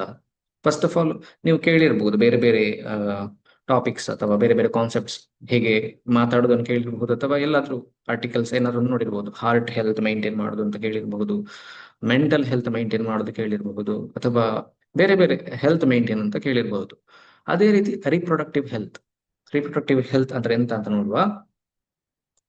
Reproductive health is the state of complete physical, mental, and social well-being in all matters relating to the reproductive system, not merely the absence of disease. ಇದರಲ್ಲಿ ಏನು ಅರ್ಥ ಆಯ್ತು ನಿಮಗೆ? Reproductive health ಅಂದ್ರೆ it is a state of complete physical, mental and social well being. ಅಂದ್ರೆ ಇದರಲ್ಲಿ physical health ಸರಿ ಇರ್ಬೇಕು. What you mean by physical health? Physical health ಅಂದ್ರೆ ನಮ್ಮ ಈ ಬಾಡಿಯಲ್ಲಿ ಯಾವುದೇ ರೀತಿಯಾದಂತಹ ಡಿಫೆಕ್ಟ್ ಅಥವಾ ಡಿಸೀಸಸ್ ಆರ್ ಇನ್ಫೆಕ್ಷನ್ಸ್ ಇಲ್ಲದೆ, ಎಸ್ಪೆಷಲಿ ರಿಪ್ರೊಡಕ್ಟಿವ್ ಆರ್ಗನ್ ಅಥವಾ ರಿಪ್ರೊಡಕ್ಷನ್ಗೆ ಸಂಬಂಧಪಟ್ಟ ಹಾಗೆ ಯಾವುದೆಲ್ಲ ಸಿಸ್ಟಮ್ ಹ್ಯೂಮನ್ ಬಾಡಿಯಲ್ಲಿ ವರ್ಕ್ ಆಗ್ತದೆ, for example male reproductive system ಇರಬಹುದು, ಇಲ್ಲಿ ಕೊಟ್ಟ ಪಿಕ್ಚರ್ ಅಲ್ಲಿ ತೋರಿಸಿದ ಹಾಗೆ ಫಿಮೇಲ್ ರಿಪ್ರೊಡಕ್ಟಿವ್ ಸಿಸ್ಟಮ್ ಇರಬಹುದು. ಇದರಲ್ಲಿ ಯಾವುದೇ ರೀತಿಯಾದಂತಹ ಆರ್ಗನ್ ಅಲ್ಲಿ ಡಿಫೆಕ್ಟ್ ಇಲ್ಲದಿರುವಂತಹದ್ದು, ಇಲ್ಲಿ ಯಾವುದೇ ರೀತಿಯಾದಂತಹ ಇನ್ಫೆಕ್ಷನ್ ಇಲ್ಲದಿರುವಂತಹದ್ದು, ಇದರ ಫಂಕ್ಷನಿಂಗ್ ಪ್ರಾಪರ್ ಆಗಿ ಆಗುವಂತಹದ್ದು. What do you mean by functioning? ಈ ಮೇಲ್ ರಿಪ್ರೊಡಕ್ಟಿವ್ ಸಿಸ್ಟಮ್ ಅಲ್ಲಿ ಇಲ್ಲಿ ಟೆಸ್ಟಿಕಲ್ಸ್ ಅನ್ನು ನೋಡಬಹುದು, ಟೆಸ್ಟಿಸ್ ಅನ್ನು ನೋಡಬಹುದು. ಇದರಲ್ಲಿ ಏನಾಗ್ತದೆ? ಇದರಲ್ಲಿ ಸ್ಪರ್ಮ್ಯಾಟೋಜೆನೆಸಿಸ್ ಆಗ್ತದೆ. ಈ ಸ್ಪರ್ಮ್ಯಾಟೋಜೆನೆಸಿಸ್ ಇದೇ ರೀತಿಯಾಗಿ ಈ ಟ್ಯೂಬ್ಸ್ ನ ಮೂಲಕ ಈ ಸ್ಪರ್ಮ್ ಬಂದು ಆಮೇಲೆ ಫಿಮೇಲ್ ರಿಪ್ರೊಡಕ್ಟಿವ್ ಸಿಸ್ಟಮ್ಗೆ ಎಂಟರ್ ಆಗುವಂತಹದ್ದು. ಈ ಏನು ಸ್ಟೆಪ್ ಬೈ ಸ್ಟೆಪ್ ಪ್ರಾಸೆಸ್ ಅಲ್ಲಿ ಬೇರೆ ಬೇರೆ ಗ್ಲ್ಯಾಂಡ್ಸ್ ಇರಬಹುದು, ಬೇರೆ ಬೇರೆ ಮಸಲ್ಸ್ ಇರಬಹುದು, ಇಂಥದೆಲ್ಲ ಇನ್ವಾಲ್ವ್ಮೆಂಟ್ ಇರ್ತದೆ. ಅದೇ ರೀತಿ ಫಿಮೇಲ್ ರಿಪ್ರೊಡಕ್ಟಿವ್ ಸಿಸ್ಟಮ್ ಅಲ್ಲಿ ಬಂದಂತಹ ಈ ಸ್ಪರ್ಮ್ ಏನಿದೆ, ಇದು ಈ ಫೆಲೋಪಿಯನ್ ಟ್ಯೂಬ್ ಮೂಲಕ ಹೋಗಿ ಆಮೇಲೆ ಫರ್ಟಿಲೈಸೇಷನ್ ಆಗುವಂತಹದ್ದು. ಆ ಟೈಮಿಗೆ ಆಗುವಾಗಲೇ ಇಲ್ಲಿ ಎಗ್ ಸೆಲ್ ಕೂಡ ರೆಡಿ ಆಗಿರುವಂತಹದ್ದು. ಇದೆಲ್ಲ ಒಂದು ಈ ಪ್ರಾಸೆಸ್ ಏನಿದೆ, ಆ ಟೈಮ್ ಟು ಟೈಮ್ ಅದು ಆಗುವಂತಹ ಪ್ರಾಸೆಸ್. ಅದಕ್ಕೆ ಯಾವುದೇ ರೀತಿಯಾದಂತಹ ಫಿಸಿಕಲ್ ಡ್ಯಾಮೇಜ್ ಇಲ್ಲದೆ ಅಥವಾ ಯಾವುದೇ ರೀತಿಯಾದಂತಹ ಏನು ಡಿಫೆಕ್ಟೆಡ್ ಆರ್ಗನ್ ಇಲ್ಲದೆ ಅದು ಕರೆಕ್ಟ್ ಆಗಿ ಆಗುವಂತಹದ್ದು, ಅದರಲ್ಲಿ ಯಾವುದೇ ರೀತಿಯ ಇನ್ಫೆಕ್ಷನ್ ಕೂಡ ಇನ್ವಾಲ್ವ್ ಆಗದೆ ಹೆಲ್ದಿ ಆಗಿರುವ ಅಂತಹದನ್ನು ಫಿಸಿಕಲ್ ಹೆಲ್ತ್ ಅಂತ ಹೇಳ್ತಾರೆ. Mental and social well being, ಇಲ್ಲಿ ಮೆಂಟಲ್ ಹೆಲ್ತ್ ಯಾಕೆ ಬಂತು? ನಾವು ಹಿಂದಿನ ಚಾಪ್ಟರ್ ಅಲ್ಲಿ ನೋಡ್ತಿದ್ದ ಹಾಗೆ ಬದುಕಲಿಕ್ಕೆ ಏನು ಬಾಡಿಯಲ್ಲಿರುವಂತಹ ಇಂಪಾರ್ಟೆಂಟ್ ಪ್ರೊಸೆಸ್ ಅಂದ್ರೆ ಸಿಸ್ಟಮ್ಸ್, ಏನು ಹೇಳ್ತಾರೆ, ಡೈಜೆಸ್ಟಿವ್ ಸಿಸ್ಟಮ್ ಇರ್ಬೋದು, ರೆಸ್ಪಿರೇಟರಿ ಸಿಸ್ಟಮ್ ಇರ್ಬೋದು, ಎಕ್ಸ್ಕ್ರೀಟರಿ ಸಿಸ್ಟಮ್, ನರ್ವಸ್ ಸಿಸ್ಟಮ್, ಇದೆಲ್ಲ ತುಂಬಾ ಇಂಪಾರ್ಟೆಂಟ್. ಸೊ ರಿಪ್ರೊಡಕ್ಟಿವ್ ಸಿಸ್ಟಮ್ ಇಲ್ಲದಿದ್ರೆ ಮನುಷ್ಯರಿಗೆ ಬದುಕಲಿಕ್ಕೆ ಸಾಧ್ಯ, ಬಟ್ ಜನರೇಷನ್ ಕಂಟಿನ್ಯೂ ಮಾಡ್ಲಿಕ್ಕೆ ಆಗುದಿಲ್ಲ ಅಂತ ನಾವು ಕಲ್ತಿದ್ದೇವೆ ಅಲ್ವಾ? ಅದೇ ರೀತಿ ಒಂದು ಸಿಸ್ಟಮ್, ರಿಪ್ರೊಡಕ್ಟಿವ್ ಸಿಸ್ಟಮ್ ಸರಿ ಇದ್ರೆ ಸಾಕಲ್ವಾ? ಹಾಗಿದ್ರೆ ಇಲ್ಲಿ ಮೆಂಟಲ್ ಹೆಲ್ತ್ ನೀಡ್ ಎಂತ ಉಂಟು ಅಂತ ನೋಡ್ಲಿಕ್ಕೆ ಬಂದ್ರೆ, ಈ ರಿಪ್ರೊಡಕ್ಟಿವ್ ಹೆಲ್ತ್ ಅಥವಾ ಒಂದು ಸೆಕ್ಷುವಲ್ ಹೆಲ್ತ್ ಅಂತ ಏನಿದೆ, ಇದು ಮೆಂಟಲ್ ಕಂಡೀಷನ್ ನ ಮೇಲೆ ಕೂಡ ಡಿಪೆಂಡ್ ಆಗಿರ್ತದೆ. ಈ ಪರ್ಟಿಕ್ಯುಲರ್ ಏನು ರಿಪ್ರೊಡಕ್ಟಿವ್ ಇವೆಂಟ್ ಇರಬಹುದು, ಇದು ಮನಸ್ಸಲ್ಲಿ ಇರುವಂತಹ ಒಂದು ಫೀಲಿಂಗ್ಸ್ ನ ಎಕ್ಸ್ಪ್ರೆಸ್ ಮಾಡುವ ಒಂದು ಮೆಥಡ್ ಕೂಡ ಆಗಿರ್ತದೆ. ಬಿಕಾಸ್ ಒಂದು ಸರ್ಟೈನ್ ಏಜ್ಗೆ ರೀಚ್ ಆಗುವಾಗ ಡ್ಯೂ ಟು ದ ಹಾರ್ಮೋನಲ್ ಏನು ವೇರಿಯೇಷನ್ಸ್ ಅಥವಾ ಹಾರ್ಮೋನಲ್ ಪ್ರೊಡಕ್ಷನ್ ಆಗುವ ಆ ಒಂದು ಟೈಮಲ್ಲಿ ಮೆಂಟಲ್ ಸ್ಟಿಮ್ಯುಲೈ, ಮನಸ್ಸಿಂದ ಆ ಒಂದು ಪರ್ಟಿಕ್ಯುಲರ್ ಪ್ರಾಸೆಸ್ಗೆ ಅಂಡರ್ಗೋನ್ ಆಗುವಂತಹ ಒಂದು ಸ್ಟಿಮ್ಯುಲೈಗಳು ಮನಸ್ಸಿಗೆ ಸಿಗುವಾಗ ಆಮೇಲೆ ಈ ರಿಪ್ರೊಡಕ್ಷನ್ ಪ್ರಾಸೆಸ್ಗಳು ಸ್ಟಾರ್ಟ್ ಆಗುವಂತಹದ್ದು ಫಿಸಿಕಲ್ ಆಗಿ. ಸೊ ಮೆಂಟಲ್ ಹೆಲ್ತಿನ ಇಂಪಾರ್ಟೆನ್ಸ್ ಕೂಡ ತುಂಬಾ ಉಂಟು. ಸಪೋಸ್ ಯಾರಿಗಾದ್ರೂ ಮೆಂಟಲ್ ಹೆಲ್ತ್ ಸರಿ ಇದ್ರೆ ಇಲ್ಲದೆ ಇದ್ರೆ ಅಂಥವರಲ್ಲಿ ಹಾರ್ಮೋನಲ್ ವೇರಿಯೇಷನ್ಸ್ ಕೂಡ ಕಾಣಬಹುದು, ಅಥವಾ ಒಂದು ಪ್ರಾಪರ್ ಆಗಿ ರಿಪ್ರೊಡಕ್ಷನ್ ನ ಇವೆಂಟ್ ಅಲ್ಲಿ ಪಾರ್ಟಿಸಿಪೇಟ್ ಮಾಡ್ಲಿಕ್ಕೆ ಸಾಧ್ಯ ಆಗದೆ ಕೂಡ ಇರಬಹುದು, ಅಥವಾ ಒಂದ್ ವೇಳೆ ಹಾಗಾದ್ರೂ ಸಹ ಡಿಫೆಕ್ಟ್ ಗಳ ಪಾಸಿಬಿಲಿಟಿ ಜಾಸ್ತಿ ಉಂಟು. ಹಾಗಾಗಿ ಮೆಂಟಲ್ ಹೆಲ್ತ್ ಕೂಡ ದೊಡ್ಡ ರೋಲ್ ಪ್ಲೇ ಮಾಡ್ತದೆ. Social well being, social well being ಅಲ್ಲಿ ಎಲ್ಲ ಬಂತು. ಸೋಷಿಯಲ್ ವೆಲ್ ಬೀಯಿಂಗ್ ಹೇಳಿದ್ರೆ ಸೊಸೈಟಿಯಲ್ಲಿ ಅಥವಾ ಒಂದು ಸೋಷಿಯಲ್ ಸಿಸ್ಟಮ್ ಅಲ್ಲಿ ಒಂದು ಪರ್ಟಿಕ್ಯುಲರ್ ಪರ್ಸನ್ ವೆಲ್ ಬೀಯಿಂಗ್, ಒಳ್ಳೆ ರೀತಿಯ ಜೀವನವನ್ನು ನಡೆಸುವಂತಹದ್ದು, ಒಂದು ಕ್ಲೀನ್ ಆದ ಎನ್ವಿರಾನ್ಮೆಂಟ್ ಅನ್ನು ಇಟ್ಕೊಳ್ಳುವಂತಹದ್ದು, ಆಮೇಲೆ ಕ್ಲೀನ್ ಆಗಿರುವಂತಹ ಪ್ರಾಕ್ಟೀಸಸ್ ಮಾಡುವಂತಹದ್ದು, ಒಂದು ಹೈಜೀನ್ ಮೇಂಟೈನ್ ಮಾಡುವಂತಹದ್ದು, ಒಂದು ಒಳ್ಳೆಯ ನ್ಯೂಟ್ರಿಷನ್ ಬ್ಯಾಲೆನ್ಸ್ ಮಾಡುವಂತಹದ್ದು, ಈ ರೀತಿ ಒಂದು ಒಳ್ಳೆಯ ಒಂದು ನೆಮ್ಮದಿ ಅಂದ್ರೆ ಪೀಸ್ಫುಲ್ ಕಮ್ಯುನಿಟಿ ಅಥವಾ ಪೀಸ್ಫುಲ್ ಸೆಟಪ್ ಅಲ್ಲಿ ಇರುವಂತದ್ದು, ಈ ರೀತಿ ಇರುವಂತಹ ಒಂದು ಸಿಸ್ಟಮ್ಗೆ ಸೋಷಿಯಲ್ ವೆಲ್ ಬೀಯಿಂಗ್ ಅಂತ ಹೇಳ್ತಾರೆ, ಒಂದು ಪರ್ಟಿಕ್ಯುಲರ್ ಪರ್ಸನ್ ರೆಫರೆನ್ಸ್ ಅಲ್ಲಿ ಹೇಳುದಿದ್ರೆ. ಸೊ ಇದರ ರಿಕ್ವೈರ್ಮೆಂಟ್ ಕೂಡ ಈ ರಿಪ್ರೊಡಕ್ಟಿವ್ ಹೆಲ್ತ್ ಗೆ ತುಂಬಾನೇ ಇಂಪ್ಯಾಕ್ಟ್ ಬೀಳ್ತದೆ. ಸೊ ಈ ಎಲ್ಲ ಪ್ಯಾರಾಮೀಟರ್ಗಳು ಸೇರಿದ್ರೆ ರಿಪ್ರೊಡಕ್ಟಿವ್ ಹೆಲ್ತ್ ಒಳ್ಳೆದುಂಟು ಅಂತ ಹೇಳಲಿಕ್ಕೆ ಸಾಧ್ಯ. ಬರೀ ರಿಪ್ರೊಡಕ್ಟಿವ್ ಸಿಸ್ಟಮ್ ನ ಫಿಸಿಕಲ್ ಕಂಡೀಷನ್ ಅಥವಾ it is out of danger or out of diseases ಅಂತ ಹೇಳಿದ್ರೆ that is not enough to be have a better reproductive health. ಇಲ್ಲಿ ಆಲ್ರೆಡಿ ಮೆನ್ಷನ್ ಮಾಡಿದ್ದಾರೆ ನೋಡಿ, not merely the absence of diseases. ಅಂದ್ರೆ diseases ಬರೇ ಕೇವಲ diseases ಇಲ್ಲ ಅಂತ ಹೇಳಿದ ಮಾತ್ರಕ್ಕೆ ರಿಪ್ರೊಡಕ್ಟಿವ್ ಹೆಲ್ತ್ ಫುಲ್ಫಿಲ್ ಆಗುದಿಲ್ಲ ಅಂತ. ನಾನು ಒಬ್ಬ ವ್ಯಕ್ತಿ he's not having any diseases, he's healthy ಅಂತ ಇದ್ರೆ, ಫಿಸಿಕಲಿ ಮಾತ್ರ ಹೆಲ್ದಿ ಅಂತ ಇದ್ರೆ, he is not completely said as reproductively healthy. Because ಇಲ್ಲಿ ಮೆಂಟಲ್ ಮತ್ತು ಸೋಷಿಯಲ್ ವೆಲ್ ಬೀಯಿಂಗ್ ನ ಹೆಲ್ತ್ ಕೂಡ ತುಂಬಾನೇ ಇಂಪಾರ್ಟೆಂಟ್ ಆಗಿರುವಂತಹದ್ದು. ಸೊ ರಿಪ್ರೊಡಕ್ಟಿವ್ ಹೆಲ್ತ್ ಅಂತ ಹೇಳಬೇಕಿದ್ರೆ ರಿಪ್ರೊಡಕ್ಟಿವ್ ಅಲ್ಲಿ ಅನ್ಹೆಲ್ದಿ ಆಗುವಂತಹ ಯಾವುದೆಲ್ಲ ವಿಚಾರಗಳುಂಟು ಅಂತ ತಿಳ್ಕೊಳ್ಳುವ. ಆರ್ಗನ್ ಡಿಫೆಕ್ಟ್ಸ್ ಅಂತ ಇಲ್ಲಿ ಮೆನ್ಷನ್ ಮಾಡಿದ್ದೇನೆ ನಾನು. Organ defects, mental health, hormonal imbalance, infections and diseases. So ನಾನು ಈಗಾಗಲೇ ಹೇಳಿದೆ ಆ ಒಂದು ಎಕ್ಸ್ಪ್ಲೈನ್ ಮಾಡುವಾಗಲೇ, ಇದರಲ್ಲಿ ಈ ಆರ್ಗನ್ ಅಲ್ಲಿ ಡಿಫೆಕ್ಟ್ ಗಳಾಗುವಂತಹದ್ದು, ಮೆಂಟಲ್ ಹೆಲ್ತ್ ಹಾಳಾಗುವಂತಹದ್ದು, ಹಾರ್ಮೋನಲ್ ಇಂಬ್ಯಾಲೆನ್ಸ್ ಆಗುವಂತಹದ್ದು, ಮತ್ತೆ ಇನ್ಫೆಕ್ಷನ್ಸ್, ಈ ರೀತಿಯಾದಂತಹ ಕಂಡೀಷನ್ಸ್ ಯಾವಾಗ ಒಂದು ಹ್ಯೂಮನ್ ಬಾಡಿಯಲ್ಲಿ ಎಸ್ಪೆಷಲಿ ಈ ರಿಪ್ರೊಡಕ್ಟಿವ್ ಸಿಸ್ಟಮ್ಸ್ ಅಲ್ಲಿ ಆಗ್ತದೋ ಆ ಕಂಡೀಷನ್ ಅನ್ನು ಏನು ಹೇಳ್ತಾರೆ, ಅನ್ಹೆಲ್ತಿ ರಿಪ್ರೊಡಕ್ಟಿವ್ ಕಂಡೀಷನ್ ಅಥವಾ ಅನ್ಹೆಲ್ತಿ ರಿಪ್ರೊಡಕ್ಟಿವ್ ಸಿಸ್ಟಮ್ ಅಂತ ಹೇಳ್ತಾರೆ. ಆರ್ಗನ್ ಡಿಫೆಕ್ಟ್ಸ್ ಅಂದ್ರೆ ಫಾರ್ ಎಕ್ಸಾಂಪಲ್ ಇಲ್ಲಿ ಯಾವ್ದಾದ್ರು ಒಂದು ಈ ಮೇಲ್ ರಿಪ್ರೊಡಕ್ಟಿವ್ ಸಿಸ್ಟಮ್ ಅಥವಾ ಫಿಮೇಲ್ ರಿಪ್ರೊಡಕ್ಟಿವ್ ಸಿಸ್ಟಮ್ ನ ಪ್ರತಿಯೊಂದು ಪಾರ್ಟಿಗೂ ಅದರದ್ದೇ ಆದಂತಹ ರೋಲ್ ಇದೆ ರಿಪ್ರೊಡಕ್ಷನ್ ಅಲ್ಲಿ. ಅಲ್ಲಿ ಯಾವ್ದಾದ್ರು ಡಿಫೆಕ್ಟ್ ಇದೆ, ಫಾರ್ ಎಕ್ಸಾಂಪಲ್ ಈ ಟೆಸ್ಟಿಸ್ ಅಲ್ಲಿ ಜನರೇಟ್ ಆಗಿರುವಂತಹ ಸ್ಪರ್ಮ್ ಸೆಲ್ಸ್ ಹೆಲ್ದಿ ಆಗಿರದೇ ಇದ್ರೆ, ಅಥವಾ ಈ ಪರ್ಟಿಕ್ಯುಲರ್ ಈ ಡಕ್ಟ್ ಏನಿದೆ ಇದರಲ್ಲಿ ಸ್ಪರ್ಮ್ ಸೆಲ್ಸಿನ ಫ್ಲೋ ಸರಿಯಾಗಿ ಆಗದೇ ಇದ್ರೆ, ಇದರಲ್ಲಿ ಏನಾದ್ರೂ ಸ್ಟ್ರಕ್ಚರಲ್ ಪ್ರಾಬ್ಲಮ್ಸ್ ಇದ್ರೆ, ಇನ್ನೇನಾದ್ರೂ ಇಲ್ಲಿರುವಂತಹ ಈ ಗ್ಲ್ಯಾಂಡ್ ಗಳೇನಿದೆ, ಒಂದು ಸೆಮೆನ್ ಪ್ರೊಡ್ಯೂಸ್ ಮಾಡುವಂತಹ ಗ್ಲ್ಯಾಂಡ್ ಇರಬಹುದು, ಇವುಗಳು ಸರಿಯಾಗಿ ಫಂಕ್ಷನ್ ಮಾಡದೇ ಇದ್ದಾರೆ, ಅಥವಾ ಅದೇ ರೀತಿ ಆಸ್ ಫಾಲೋಡ್ ಬೈ ಈ ಫಿಮೇಲ್ ರಿಪ್ರೊಡಕ್ಟಿವ್ ಸಿಸ್ಟಮ್ ಅಲ್ಲಿ ಸಪೋಸ್ ಈ ಓವರಿಯಲ್ಲಿ ಫಂಕ್ಷನ್ ಸರಿಯಾಗದೆ ಏನು ಎಗ್ ಸೆಲ್ ಪ್ರೊಡ್ಯೂಸ್ ಆಗದಿರುವಂತಹದ್ದು, like conditions like PCOD, PCOS ಇಂತಹ ಸಿಂಪ್ಟಮ್ಸ್ ಎಲ್ಲ ಏನಿರ್ತದೆ ಇದು ಅನ್ಹೆಲ್ದಿ ರಿಪ್ರೊಡಕ್ಟಿವ್ ಸಿಸ್ಟಮ್ ಅಂತ ಹೇಳುವಂತಹದ್ದು. ಅದೇ ರೀತಿ ನಾನು ಹೇಳಿದೆ ಮೆಂಟಲ್ ಹೆಲ್ತ್ ಮತ್ತೆ ಹಾರ್ಮೋನಲ್ ಇಂಬ್ಯಾಲೆನ್ಸ್ ಅಂತ. ಮೆಂಟಲ್ ಹೆಲ್ತ್ ಸರಿ ಇಲ್ಲದೆ ಇದ್ರೆ ಈ ಏನು ಹೇಳ್ತಾರೆ ಹಾರ್ಮೋನಲ್ ಇಂಬ್ಯಾಲೆನ್ಸ್ ಕೂಡ ಆಗ್ತದೆ. ಮೇನ್ ಆಗಿ ಮೆಂಟಲ್ ಹೆಲ್ತ್ ಮತ್ತೆ ಫಿಸಿಕಲ್ ಹೆಲ್ತ್ ಗೆ ತುಂಬಾನೇ ಏನು ಕನ್ನಡದಲ್ಲಿ ಹೇಳಿದ್ರೆ ನಿಕಟ ಸಂಬಂಧ ಅಂತ ಹೇಳ್ತಾರಲ್ಲ ಆ ರೀತಿ. ಮೆಂಟಲ್ ಹೆಲ್ತ್ ಮತ್ತೆ ಫಿಸಿಕಲ್ ಹೆಲ್ತ್ ಅದು ಬ್ಯಾಲೆನ್ಸ್ ಅಲ್ಲಿ ಇದ್ರೆ ಮಾತ್ರ ಒಂದು ಬೆಟರ್ ಹೆಲ್ತ್ ಆಗುವಂಥದ್ದು. ಒಂದು ವೇಳೆ ಮೆಂಟಲ್ ಹೆಲ್ತ್ ಸರಿ ಇಲ್ಲದಿದ್ದು ಫಿಸಿಕಲಿ ಸರಿ ಇದ್ರು ಕೂಡ that is not considered as a good health, because ultimately mental health ಸರಿ ಇಲ್ಲದ ಕಾರಣ ಫಿಸಿಕಲ್ ಹೆಲ್ತ್ ಕೂಡ ಹಾಳಾಗುವಂಥದ್ದು ನಾರ್ಮಲ್ ಆಗಿ ಏನು ಪ್ರೊಸೆಸ್ ಹೇಗೆ ಇರುವಂತಹದ್ದು ಹ್ಯೂಮನ್ ಫಿಸಿಯಾಲಜಿಯಲ್ಲಿ. ಹಾರ್ಮೋನ್ ಇಂಬ್ಯಾಲೆನ್ಸ್, ಹಾರ್ಮೋನ್ಸ್ ಬಗ್ಗೆ ನೀವು ನಿಮ್ಮ ಪ್ರೀವಿಯಸ್ 9th ಸ್ಟ್ಯಾಂಡರ್ಡ್ ಅಲ್ಲಿ ಕಲ್ತಿರಬಹುದು, 8th or 9th ಸ್ಟ್ಯಾಂಡರ್ಡ್ ಅಲ್ಲಿ. ಹಾರ್ಮೋನ್ಸ್ ಎಲ್ಲಿ ಪ್ರೊಡ್ಯೂಸ್ ಆಗ್ತದೆ, ಪಿಟ್ಯುಟರಿ ಗ್ಲ್ಯಾಂಡ್ ಇಂದ ಬೇರೆ ಬೇರೆ ಗ್ಲ್ಯಾಂಡ್ಸ್ ಗೆ ಸಿಗ್ನಲ್ಸ್ ಹೋಗಿ ಅಲ್ಲಿ ಹಾರ್ಮೋನ್ಸ್ ಸೆಕ್ರೇಟ್ ಆಗಿ, ಎಸ್ಪೆಷಲಿ ಈ ಸೆಕ್ಸ್ ಹಾರ್ಮೋನ್ಸ್ ಅಂತ ಏನ್ ಹೇಳ್ತಾರೆ, ಆಂಡ್ರೋಜನ್ ಇರಬಹುದು, ಈಸ್ಟ್ರೋಜನ್ ಇರಬಹುದು, ಅಥವಾ ಪ್ರೊಜೆಸ್ಟೆರೋನ್ ಇರಬಹುದು. ಈ ಈ ಹಾರ್ಮೋನ್ಸ್ ಇದು ಏನು ಜನರೇಷನ್ ಸರಿಯಾದ ಅಮೌಂಟ್ ಅಲ್ಲಿ ಆಗದಿದ್ರೆ, ಅಥವಾ ಇಂಪ್ರಾಪರ್ ಆಗಿ ಆದ್ರೆ, ಅಥವಾ ಆಗದೇ ಇದ್ದ ಪಕ್ಷದಲ್ಲಿ, ಅಥವಾ ಅದರ ಬದಲು ಬೇರೆ ಇನ್ನೇನಾದ್ರೂ ಸಪೋಸ್ ಒಂದು ವೇಳೆ ಈ ಥೈರಾಯ್ಡ್ ಹಾರ್ಮೋನ್ ಸೆಕ್ರೇಷನ್ ಜಾಸ್ತಿ ಆಗುವಂತಹದ್ದು, ಆಗ ಬೇರೆ ಹಾರ್ಮೋನ್ಸ್ ರೇಟ್ ಕಡಿಮೆ ಆಗುವಂತಹದ್ದು, ಈ ರೀತಿ ಇಂಬ್ಯಾಲೆನ್ಸಸ್ ಆಗುವಾಗ ರಿಪ್ರೊಡಕ್ಟಿವ್ ಸಿಸ್ಟಮ್ ಸರಿಯಾಗಿ ವರ್ಕ್ ಮಾಡೋದಿಲ್ಲ. ಸೊ ಹಾರ್ಮೋನಲ್ಲಿ ಬ್ಯಾಲೆನ್ಸ್ ಆಗುವಾಗ ಅಥವಾ ಮೆಂಟಲ್ ಹೆಲ್ತ್ ಹಾಳಾಗಿರುವಾಗ ಸಹ ರಿಪ್ರೊಡಕ್ಟಿವ್ ಹೆಲ್ತ್ ಗೆ ಇಫೆಕ್ಟ್ ಆಗ್ತದೆ. ಮತ್ತೆ ಇನ್ಫೆಕ್ಷನ್ಸ್ ಅಂಡ್ ಡಿಸೀಸಸ್, ಅದನ್ನು ನಾವು ಡೀಟೇಲ್ಡ್ ಆಗಿ ನೋಡುವ. ಈ infections and diseases it is ಏನು ನೀವೊಂದು ಡಿಫರೆನ್ಸ್ ಅನ್ನು ಅರ್ಥ ಮಾಡಿಕೊಳ್ಳಿ ಅಥವಾ ನೆನ್ಪಿಟ್ಕೊಳ್ಳಿ. ಆರ್ಗನ್ ಡಿಫೆಕ್ಟ್ಸ್ ಬೇರೆ ಮತ್ತು ಇನ್ಫೆಕ್ಷನ್ಸ್ ಆರ್ ಡಿಸೀಸಸ್ ಬೇರೆ.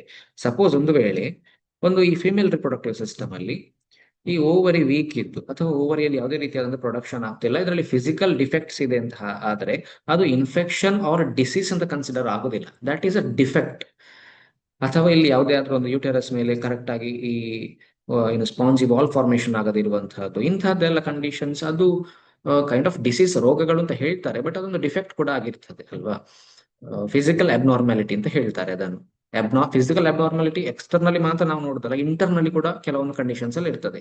ಸೊ ಅದನ್ನು ಡಿಸೀಸ್ ಆರ್ ಅಥವಾ ಏನು ಡಿಫೆಕ್ಟ್ ಅಂತ ಟೆಕ್ನಿಕಲಿ ಅನಲೈಸ್ ಮಾಡೋದ್ರಲ್ಲಿ ಹೆಚ್ಚಿನವರು ಕನ್ಫ್ಯೂಷನ್ ಮಾಡಿಕೊಳ್ತಾರೆ.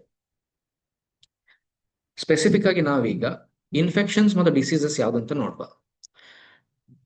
Sexually transmitted disease, what it says, sexually transmitted, transmission ಅಂದ್ರೆ ಪಾಸ್ ಆನ್ ಆಗುವಂಥದ್ದು, ಟ್ರಾನ್ಸ್ಮಿಟ್ ಆಗುವಂಥದ್ದು. ಸೊ ಸೆಕ್ಷುವಲ್ ಮೆಥಡ್ಸ್ ನ ಮೂಲಕ ಟ್ರಾನ್ಸ್ಫರ್ ಆಗುವಂತಹ ಡಿಸೀಸಸ್ ಅನ್ನು ಸೆಕ್ಷುವಲಿ ಟ್ರಾನ್ಸ್ಮಿಟೆಡ್ ಡಿಸೀಸ್ ಅಂತ ಹೇಳ್ತಾರೆ. Primarily transmitted through sexual contact, ಈ ಸೆಕ್ಷುವಲ್ ಕಾಂಟ್ಯಾಕ್ಟ್ ನಿಂದ ಯಾವುದೆಲ್ಲ ಡಿಸೀಸ್ ಏನು ಪಾಸ್ ಆನ್ ಆಗ್ತದೋ ಪಾರ್ಟ್ನರ್ ಟು ಪಾರ್ಟ್ನರ್, ಇಂಥ ಡಿಸೀಸ್ ಅನ್ನು ಸೆಕ್ಷುವಲ್ ಟ್ರಾನ್ಸ್ಮಿಟೆಡ್ ಡಿಸೀಸ್ ಅಂತ ಹೇಳುವಂಥದ್ದು. which involves the exchange of body fluids like semen, vaginal fluids and blood. Semen ಅಂದ್ರೆ ಅಂತ ನಾವು ಈಗಾಗಲೇ ತಿಳ್ಕೊಂಡಿದ್ದೇವೆ. ಸೆಮೆನ್ ಅಂದ್ರೆ ಇದು ಮೇಲ್ ರಿಪ್ರೊಡಕ್ಟಿವ್ ಸಿಸ್ಟಮ್ ಅಲ್ಲಿ ಸ್ಪರ್ಮ್ ಅನ್ನು ಒಂದು ಪ್ರಾಪರ್ ಫ್ರಿಕ್ಷನ್ಲೆಸ್ ಮೂವ್ಮೆಂಟ್ ಕೊಡ್ಲಿಕ್ಕೆ ಸೆಕ್ರೆಟ್ ಆಗುವಂತಹ ಒಂದು ಲಿಕ್ವಿಡ್. ಮತ್ತೆ ಈ ವೆಜೈನಲ್ ಫ್ಲೂಯಿಡ್ ಕೂಡ kind of liquid which provides lubrication in the vaginal walls. ಈ ಸ್ಪರ್ಮ್ ಯಾವಾಗ ವೆಜೈನಕ್ಕೆ ಟ್ರಾನ್ಸ್ಫರ್ ಆಗ್ತದೋ ಆಗ ಅಲ್ಲಿ ಯಾವುದೇ ರೀತಿಯ ಫ್ರಿಕ್ಷನ್ ಆಗದ ಹಾಗೆ ಫ್ರಿಕ್ಷನ್ ಅನ್ನು ಕಡಿಮೆ ಮಾಡ್ಲಿಕ್ಕೆ ಇರುವಂತಹದ್ದು ಈ ವೆಜೈನಲ್ ಫ್ಲೂಯಿಡ್ಸ್. ಅದೇ ರೀತಿ ಬ್ಲಡ್, ಈ ಎಲ್ಲ ಬಾಡಿ ಫ್ಲೂಯಿಡ್ಗಳು ಏನಿರ್ತವೆ ಇದು ಸೆಕ್ಷುವಲ್ ಕಾಂಟ್ಯಾಕ್ಟ್ ಆಗುವಾಗ ಮ್ಯೂಚುವಲಿ ಶೇರ್ ಆಗ್ತವೆ ಮೇಲ್ ಟು ಫಿಮೇಲ್ ಬಾಡಿಗೆ. ಸೊ ಇಂಥ ಕಂಡೀಷನ್ಸ್ ಅಲ್ಲಿ ಈ ಡಿಸೀಸಸ್ಗಳು ಅಥವಾ ಇನ್ಫೆಕ್ಷನ್ಗಳು male to female or female to male ಅಥವಾ ವೈಸ್ ವರ್ಸ ಸ್ಪ್ರೆಡ್ ಆಗುವಂತಹದ್ದು ಏನು ಈ ಸೆಕ್ಷುವಲಿ ಟ್ರಾನ್ಸ್ಮಿಟೆಡ್ ಡಿಸೀಸ್ ಅಂತ ಹೇಳ್ತಾರೆ. ಅದರಲ್ಲಿ ಕೆಲವು ಡಿಸೀಸಸ್ ಅನ್ನು ನಾವು ಯಾವ್ದೆಲ್ಲ ಅಂತ ನೋಡುವ. Human immuno deficiency virus, HIV ಅಂತ ಹೇಳುವಂತಹದ್ದು ಆ virus. It is a virus. ಇದು HIV ಅಂದ್ರೆ ಡಿಸೀಸ್ ನ ಹೆಸರಲ್ಲ, ಇಟ್ ಈಸ್ ಅ ವೈರಸ್.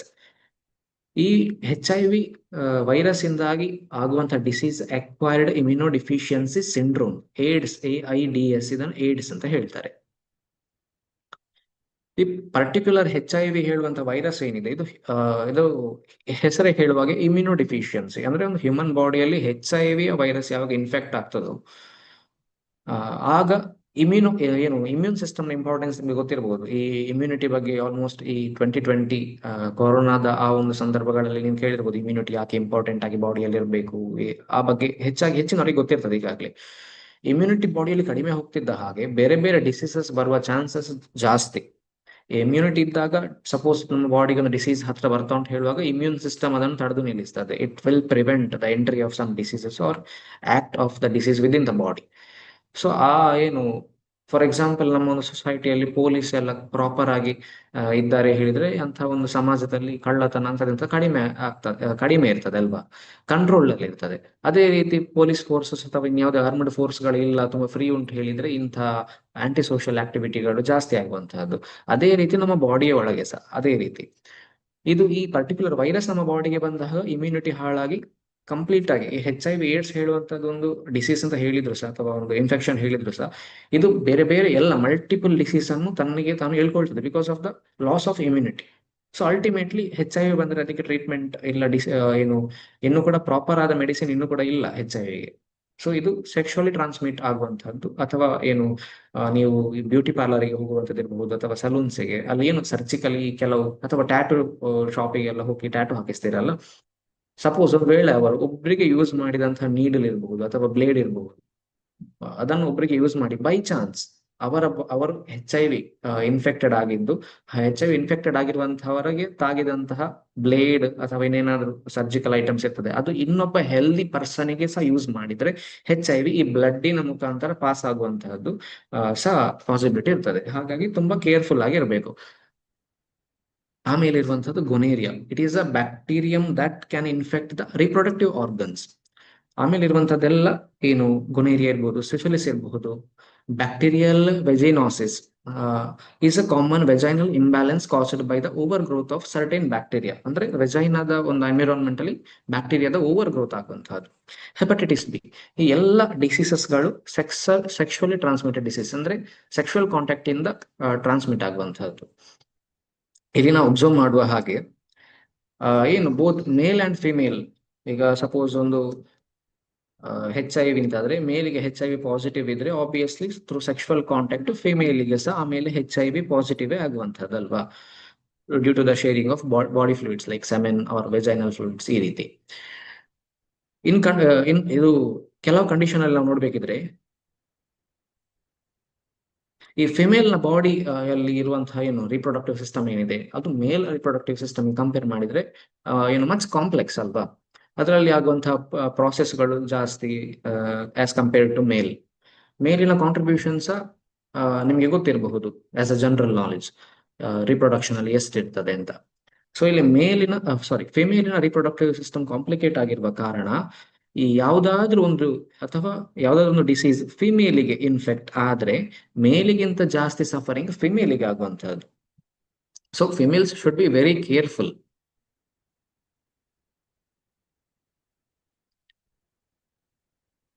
ಮೇಲ್ಸಿಗೂ ಸಹ ಪ್ರಾಬ್ಲಮ್ ಆಗ್ತದೆ. ಅಂದ್ರೆ ಇಮ್ಯುನಿಟಿ HIV ಅಥವಾ AIDS ಬಂದ್ರೆ ಇಮ್ಯುನಿಟಿ ಆಬ್ವಿಯಸ್ಲಿ ಇಬ್ಬರಲ್ಲೂ ಮೇಲ್ ಆರ್ ಫಿಮೇಲ್ ಅಲ್ಲೂ ಕಡಿಮೆ ಆಗಿ ಆಗುವಂತ ಪ್ರಾಬ್ಲಮ್ಸ್ ಆಗ್ತದೆ. ಅದೇ ರೀತಿ ಬೇರೆ ಬೇರೆ ಇನ್ಫೆಕ್ಷನ್ಸ್ ಇದೆ, ಅದು ಪ್ರಾಬ್ಲಮ್ ಎಲ್ರಿಗೂ ಬೋತ್ ಮೇಲ್ ಅಂಡ್ ಫಿಮೇಲಿಗೂ ಆಗ್ತದೆ. ಬಟ್ ಸಫರಿಂಗ್ ಮತ್ತೆ ಒಂದು ಕಾಂಪ್ಲಿಕೇಶನ್ ಫಿಮೇಲಿಗೆ ಜಾಸ್ತಿ ಆಗುವಂತಹದ್ದು. So this is about sexual transmitted disease. So ಈಗ prevention of sexually transmitted diseases ಯಾವ ರೀತಿ ಮಾಡ್ಬೋದು ಅಂತ ನೋಡಿದ್ರೆ, ಇಲ್ಲಿ ಪಿಕ್ಚರ್ ಅಲ್ಲಿ ನೀವು ನೋಡಬಹುದು. ಇಲ್ಲೊಂದು ಪಿಕ್ಚರ್ ಅಲ್ಲಿ ಒಬ್ರು ಸ್ನೀಸ್ ಮಾಡ್ತಿದ್ದಾರೆ, ಅದನ್ನ ನೋಡಿಕೊಂಡು ಇನ್ನೊಬ್ರು ಹೆದರ್ತಿದ್ದಾರೆ ಅಲ್ವಾ. ಹೆಚ್ಚಾಗಿ 2020 ಅಲ್ಲಿ ನಾವು ಜಾಸ್ತಿ ಈ ತರದ ಸಿನಾರಿಯೋ ನೋಡಿದ್ದೇವೆ. ಎಲ್ಲರೂ ಮಾಸ್ಕ್ ಹಾಕಿ ಓಡಾಡೋದು, ಕೆಮ್ಮುವಾಗ ಹೆದರಿಕೊಳ್ಳೋದು ಅಂತದೆಲ್ಲ. ಅದೇ ರೀತಿ ಇಲ್ಲಿ ನೋಡಿ, ಈ ಒಂದು ಪರ್ಸನ್ ಇಲ್ಲಿ ಏನು ಸೀನುವಾಗ ಅಥವಾ ಕೆಮ್ಮುವಾಗ ಈ ಏರೋಸಾಲ್ಗಳು ಏನು ಹೊರಗಡೆ ಇಂಟ್ರೊಡ್ಯೂಸ್ ಆಗ್ತದೆ ಎನ್ವಿರಾನ್ಮೆಂಟ್ಗೆ, ಅದು ಇನ್ನೊಬ್ಬರ ಫೇಸಿಗೆ ಅಥವಾ ಸ್ಕಿನ್ಗೆ ಟಚ್ ಆಗುವಂತಹದ್ದು ನೀವು ಇಲ್ಲಿ ನೋಡಬಹುದು ಅಲ್ವಾ ಪಿಕ್ಚರ್ ಅಲ್ಲಿ. ಈ ರೀತಿಯಾದಂತಹ ಕಂಡೀಷನ್ಸ್ ಅನ್ನು ಫೇಸ್ ಮಾಡಿರ್ಬೋದು, ಜನರಲ್ಲಿ ಎಲ್ಲರೂ ಫೇಸ್ ಮಾಡಿರ್ತಾರೆ, ಗೊತ್ತಿರಬಹುದು. ಕ್ರೌಡೆಡ್ ಪ್ಲೇಸ್ ಗಳಲ್ಲಿ ಒಂದೇ ರೀತಿಯ ಜನರು ಇರುವುದಿಲ್ಲ ಅಲ್ವಾ. ವಿಚಿತ್ರ ರೀತಿಯಲ್ಲಿ ಆಡುವಂತಹ ಜನರು ಇರ್ತಾರೆ, ಒಂದು ಕಾಮನ್ ಸೆನ್ಸ್ ಇಲ್ಲದವರು ಇರ್ತಾರೆ. ಹಾಗಾಗಿರುವಾಗ ಈ ರೀತಿಯಾದಂತಹ ಸೀನ್ಗಳು ಹೆಚ್ಚಾಗಿ ಕಾಣ್ಲಿಕ್ಕೆ ಸಿಗ್ತವೆ ಹೊರಗಡೆ. ವರ್ಷದಲ್ಲಿ ಒಂದೆರಡು ಸರ್ತಿ ಹೆಚ್ಚಿನ ಎಲ್ರಿಗೆ ಒಂದು ಏನ್ ಹೇಳ್ತಾರೆ ಕಾಮನ್ ಕೋಲ್ಡ್ ಅಂತ ಹೇಳುವಂಥದ್ದು, ವೈರಲ್ ಫೀವರ್ ಅಂತ ಹೇಳುವಂಥದ್ದು ನೀವು ಎಕ್ಸ್ಪೀರಿಯನ್ಸ್ ಮಾಡಿರಬಹುದು. ಈಗ ನಿಮ್ಮ ಪಕ್ಕದಲ್ಲಿ ಅಥವಾ ನಿಮ್ಮ ಒಂದು ಕ್ಲಾಸ್ ಅಲ್ಲಿ ನಿಮ್ಮ ಫ್ರೆಂಡ್ಸ್ಗೆ, ನಿಮ್ಮ ಬೆಂಚ್ ಮೇಟ್ಸ್ಗೆ ಯಾರಿಗಾದ್ರೂ ಒಂದು ವೈರಲ್ ಫೀವರ್ ಇದ್ದು ಅವರು ಕ್ಲಾಸಿಗೆ ಬಂದ್ರೆ ಒಂದೆರಡು ದಿವಸದಲ್ಲಿ ಆಮೇಲೆ ನಿಮ್ಗೆ ಮೆಲ್ಲ ಶೀತ ಆಗ್ಲಿಕ್ಕೆ ಅಥವಾ ಜ್ವರ ಬರ್ಲಿಕ್ಕೆ ಸ್ಟಾರ್ಟ್ ಆಗ್ತದೆ. ಅದು ಕಾಮನ್ ಹೇಳ್ತಾರೆ, ಅದು ಸ್ಪ್ರೆಡ್ ಆಗ ವೈರಲ್ ಫೀವರ್ ಏನ್ ತೊಂದರೆ ಇಲ್ಲ, ಒಂದು ವಾರ ಸರಿ ಆಗ್ತದೆ ಅಂತ. ಅದೇನೋ ಸರಿ ಆಗ್ತದೆ. ಆ ಒಂದು ವಾರ ಅಥವಾ ಒಂದು ಫ್ಯೂ ಡೇಸ್ ಅಲ್ಲಿ ಸರಿಯಾಗುವಂತಹ ಆ ಒಂದು ಪರ್ಟಿಕ್ಯುಲರ್ ವೈರಲ್ ಫೀವರಿಗೆ ಇರಬಹುದು, ಕೆಮ್ಮಿಗೆ ಇರಬಹುದು, ಇಷ್ಟೆಲ್ಲ ಹೆದರಿಕೊಳ್ತಾರೆ ಅಲ್ವಾ. ಮಾಸ್ಕ್ ಹಾಕೊಂಡು ಓಡಾಡದಿರ್ಬಹುದು, ಕೆಮ್ಮುವಾಗ ದೂರ ಹೋಗೋದಿರ್ಬಹುದು, ಅಷ್ಟೆಲ್ಲ ಅವಾಯ್ಡ್ ಮಾಡ್ತಾರೆ. Because just to prevent certain diseases which is transmitted through via aerosols. ಕೆಮ್ಮುವಾಗ ಅಥವಾ ಸೀನುವಾಗ ಈ ಏರೋಸಾಲ್ಸ್ ಇಂದಾಗಿ ಏನು ಸ್ಪ್ರೆಡ್ ಆಗ್ತದೆ ಇನ್ನೊಬ್ರು ಸ್ಕಿನ್ನಿಗೆ ತಾಗಿ, ಆ ಒಂದು ಮೆಥಡ್ ಅಲ್ಲಿ ಆಗುವಂತಹದನ್ನು. ಬಟ್ ಈ ಸೆಕ್ಷುವಲಿ ಟ್ರಾನ್ಸ್ಮಿಟೆಡ್ ಡಿಸೀಸಸ್ ಹೇಗಾಗುವಂಥದ್ದು through sexual contact. So chances compare ಮಾಡಿ, ಇದೊಂದು ಕಂಪ್ಯಾರಿಸನ್ ಮಾಡಿ. ಇಲ್ಲಿ ಈ ಬರೇ ಒಂದು ವ್ಯಕ್ತಿ, ಒಂದು ಫಾರ್ ಎಕ್ಸಾಂಪಲ್ ಒಂದು ಮೀಟರ್ ಡಿಸ್ಟೆನ್ಸ್ ಇರುವ ಒಂದು ವ್ಯಕ್ತಿಯ ಎದುರು ನಿಂತು ಕೆಮ್ಮಿದ್ರೆ ಅವರಿಗೆ ಏನು ಒಂದು ವೈರಲ್ ಫೀವರ್ ಅಥವಾ ಬೇರೆ ಕೆಮ್ಮು ಇಂತಹ ಒಂದು ಇನ್ಫೆಕ್ಷನ್ಸ್ ಎಲ್ಲ ಪಾಸ್ ಆಗುವ ಚಾನ್ಸಸ್ ಉಂಟು. ಹಾಗೆ ಸೆಕ್ಷುವಲ್ ಕಾಂಟ್ಯಾಕ್ಟ್ ಮಾಡುವಾಗ ಇನ್ ಯಾವ ರೀತಿಯಲ್ಲಿ ಚಾನ್ಸಸ್ಗಳು ಎಷ್ಟು ಜಾಸ್ತಿ ಇದಾವೆ, ಒಂದು 100 ಟೈಮ್ಸ್ ಜಾಸ್ತಿಯೇ ಒಂದು ಇನ್ಫೆಕ್ಷನ್ ಸ್ಪ್ರೆಡ್ ಆಗುವಂತ ಚಾನ್ಸಸ್ ಜಾಸ್ತಿ ಇರುವಂತಹದ್ದು. ಹಾಗಾಗಿ ಈ ಏನು ಈ ಸೆಕ್ಷುವಲ್ ಕಾಂಟ್ಯಾಕ್ಟ್ ಇಂಥ ಇದರ ಟೈಮ್ಗಳಲ್ಲಿ ಕಪಲ್ಸ್ ಮ್ಯೂಚುವಲಿ ಒಬ್ಬರ ಹೆಲ್ತ್, ಮ್ಯೂಚುವಲಿ ಅವರವರ ಹೆಲ್ತಿನ ಬಗ್ಗೆ ಐಡಿಯಾ ಇರುವಂತಹದ್ದು one of the precaution method. ಅದನ್ನು ಯಾವ್ದು ಅಂತ ಡೀಟೇಲ್ ಆಗಿ ನೋಡುವ. Should aware about the STDs and its infecting ways. ಅಂದ್ರೆ the couples those who are undergoing sexual contact, ಅವರಿಗೆ ಸೆಕ್ಷುವಲ್ ಟ್ರಾನ್ಸ್ಮಿಟೆಡ್ ಡಿಸೀಸಸ್ ಯಾವುದೆಲ್ಲ ಉಂಟು, ಯಾವ ರೀತಿ ಎಲ್ಲ ಅದು ಟ್ರಾನ್ಸ್ಮಿಟ್ ಆಗ್ತದೆ, ಮತ್ತೆ ಅದರಿಂದ ಆಗುವ ಇಫೆಕ್ಟ್ಗಳೆಲ್ಲ ಯಾವ್ದು ಅಂತ ಮೊದಲೇ ಗೊತ್ತಿದ್ರೆ ಮತ್ತೆ ಫ್ಯೂಚರ್ ಅಲ್ಲಿ ಆಗುವಂತ ಪ್ರಾಬ್ಲಮ್ಸ್ ಅನ್ನು ಮೊದಲೇ ತಡಿಬಹುದಲ್ವಾ. ಅದು ಫಸ್ಟ್ ಗೆ ಎಲ್ಲರೂ ಜನರು ಆಸ್ ಅ ಜನರಲ್ ನಾಲೆಜ್ ಆಗಿ ಅರ್ಥ ಮಾಡಿಕೊಳ್ಬೇಕಾದಂತ ವಿಷಯ ಈ ಸೆಕ್ಷುವಲಿ ಟ್ರಾನ್ಸ್ಮಿಟೆಡ್ ಡಿಸೀಸ್ ಗಳ ಬಗ್ಗೆ. Couples should aware about its infection diseases of their body mutually. ಅಂದ್ರೆ the couples those who are undergoing sexual contact, ಅವರಿಗೆ ಮ್ಯೂಚುವಲಿ ಅವರವರ ಪಾರ್ಟ್ನರಿನ ಏನು ಫಿಸಿಕಲ್ ಹೆಲ್ತ್, ರಿಪ್ರೊಡಕ್ಟಿವ್ ಹೆಲ್ತ್ ಬಗ್ಗೆ ಐಡಿಯಾ ಇರಬೇಕು. Whether they have any kind of ಈ sexual transmitted disease ಅಥವಾ ಎನಿ ಇನ್ಫೆಕ್ಷನ್ ಇರಬಹುದು, ಅಥವಾ ಯಾವ್ದಾದ್ರು ಒಂದು ಆರ್ಗನ್ ಡಿಫೆಕ್ಟ್ ಇರಬಹುದು, ಅಥವಾ ಮೆನ್ಸ್ಟ್ರುವಲ್ ಟೈಮ್ ಇರಬಹುದು. ಸೊ ಇಂತಹ ಟೈಮ್ಗಳಲ್ಲಿ ಇಂತಹ ಏನು ಸಿಚುವೇಶನ್ಸ್ ಅಲ್ಲಿ ಕಪಲ್ಸ್ ಒಂದು ವೈಸ್ ಡಿಸಿಷನ್ ತಗೊಳ್ಳುವಂತಹದ್ದು ತುಂಬಾ ಇಂಪಾರ್ಟೆಂಟ್ ಇಂತಹ ಡಿಸೀಸಸ್ ದೂರ ಇರ್ಲಿಕ್ಕೆ. should use some contraceptives which can reduce the risk of a sexually transmitted disease. ಇಲ್ಲಿ ನಾನು ಸ್ವಲ್ಪ ಕಲರ್ ಚೇಂಜ್ ಮಾಡಿದ್ದೇನೆ, ಫಾಂಟ್ ಇದು, ಟೆಕ್ಸ್ಟ್ ಫಾಂಟ್ ಇದು. ಯಾಕೆ ಸೆಂಟೆನ್ಸ್ ಅನ್ನು ಇನ್ನೊಮ್ಮೆ ನೋಡಿ. It which can reduce the risk of sexually transmitted disease. ಇಲ್ಲಿ ಇಟ್ ಸ್ಟಾಪ್ಸ್ ಅಂತ ನಾನು ಮೆನ್ಷನ್ ಮಾಡಲಿಲ್ಲ, ಇಲ್ಲಿ ಇಟ್ ರೆಡ್ಯೂಸಸ್. ಅಂದ್ರೆ ಸೆಕ್ಷುವಲಿ ಟ್ರಾನ್ಸ್ಮಿಟೆಡ್ ಡಿಸೀಸಸ್ ನ ಚಾನ್ಸ್ ಅನ್ನು ಕಡಿಮೆ ಮಾಡಬಹುದು, ಬಟ್ ಇಟ್ ಕ್ಯಾನಾಟ್ ಕಂಪ್ಲೀಟ್ಲಿ ಏನು 100% ಗ್ಯಾರಂಟಿ ಕೊಡುವುದಿಲ್ಲ ಯಾವುದೇ ಕಾಂಟ್ರಾಸೆಪ್ಟಿವ್ ಕೂಡ. It can prevent, it can resist the infections to pass over some other ಏನು ದ ಪಾರ್ಟ್ನರ್ ಅಂತ. Next, maintaining good nutrition, health, hygiene in the lifestyle to keep such diseases away. Main ಆಗಿ ಒಂದು ವ್ಯಕ್ತಿಗೆ ಇಂಥ diseases ಬರ್ಲಿಕ್ಕೆ ಸಾಧ್ಯ. ನಾವು ಹಿಂದಿನ ಸ್ಲೈಡ್ ಅಲ್ಲಿ ಯಾವ್ದೆಲ್ಲ ರಿಕಾಲ್ ಮಾಡಿದೆವು, ಹ್ಯೂಮನ್ ಏನು HIV ಇರಬಹುದು, ಅಥವಾ ಗೊನೇರಿಯಾ, ಸಿಫಿಲಿಸ್, ಹೆಪಟೈಟಿಸ್, ಇದೆಲ್ಲ ಸೆಕ್ಷುವಲ್ ಕಾಂಟ್ಯಾಕ್ಟ್ ನ ಥ್ರೂ ಬರುವಂತದ್ದು ಅಂತ ಹೇಳ್ಬಹುದು. ಬಟ್ ಕೆಲವೊಂದು ಕಂಡೀಷನ್ ಅಲ್ಲಿ ಸೆಕ್ಷುವಲ್ ಕಾಂಟ್ಯಾಕ್ಟ್ ಇರಬೇಕು ಅಂತಿಲ್ಲ. ಯಾವ್ದಾದ್ರು ಬಾಡಿಯಲ್ಲಿ ಕಟ್ಸ್ ಆಗಿರುವಂತಹ ಟೈಮ್ ಅಲ್ಲಿ, ಯಾವ್ದಾದ್ರು ಅಂತ ಪರ್ಟಿಕ್ಯುಲರ್ ಇನ್ಫೆಕ್ಷನ್ ಇನ್ನ ಯಾವ್ದಾದ್ರು ಬ್ಲಡ್ ಇರಬಹುದು, ಸೇಮ್ ಸರ್ಜಿಕಲ್ಸ್ ಯೂಸ್ ಮಾಡುವಂತದ್ದು ಇರಬಹುದು, ಅಥವಾ ಯಾವ್ದಾದೊಂದು ರೀತಿಯಲ್ಲಿ ಒಂದು ಗ್ರಾಚಾರ ಟೈಮ್ ಅಲ್ಲಿ ಇನ್ಫೆಕ್ಷನ್ ಆಗಿದ್ರೆ ಒಂದು ವ್ಯಕ್ತಿ ಅನ್ಕೊಳ್ಬಹುದು, ಆ person who was not undergone any sexual contact, but still how he got such disease ಅಂತ. ಸೊ ಇಂಥ ಕಂಡೀಷನ್ಸ್ ಕೂಡ ಇರ್ತದೆ. ಹಾಗಾಗಿ ಅದಕ್ಕೆ ಮೇನ್ ಆಗಿ ಲೈಫ್ ಸ್ಟೈಲ್ ಅಲ್ಲಿ ತುಂಬಾನೇ ಹೈಜೀನ್ ಮೇಂಟೈನ್ ಮಾಡುವಂತಹದ್ದು, ತುಂಬಾನೇ ಸಿಸ್ಟಮ್ಯಾಟಿಕ್ ಆಗಿರುವಂತಹದ್ದು ತುಂಬಾ ಇಂಪಾರ್ಟೆಂಟ್ ಆಗಿರ್ತದೆ. ಒಂದು ವೇಳೆ ಇಂಥ ಡಿಸೀಸಸ್ ಬಂದ್ರೆ ಮತ್ತೆ ಒಂದು ಲೈಫ್ ನಡೆಸುವಂತಹದ್ದು ತುಂಬಾ ಕಷ್ಟ. ಒಂದು ಫ್ಯಾಮಿಲಿ ಲೈಫ್ ಇರಬಹುದು ಅಥವಾ ಸೋಷಿಯಲ್ ಲೈಫ್ ಇರಬಹುದು, ತುಂಬಾನೇ ಕಷ್ಟ ಆಗ್ತದೆ.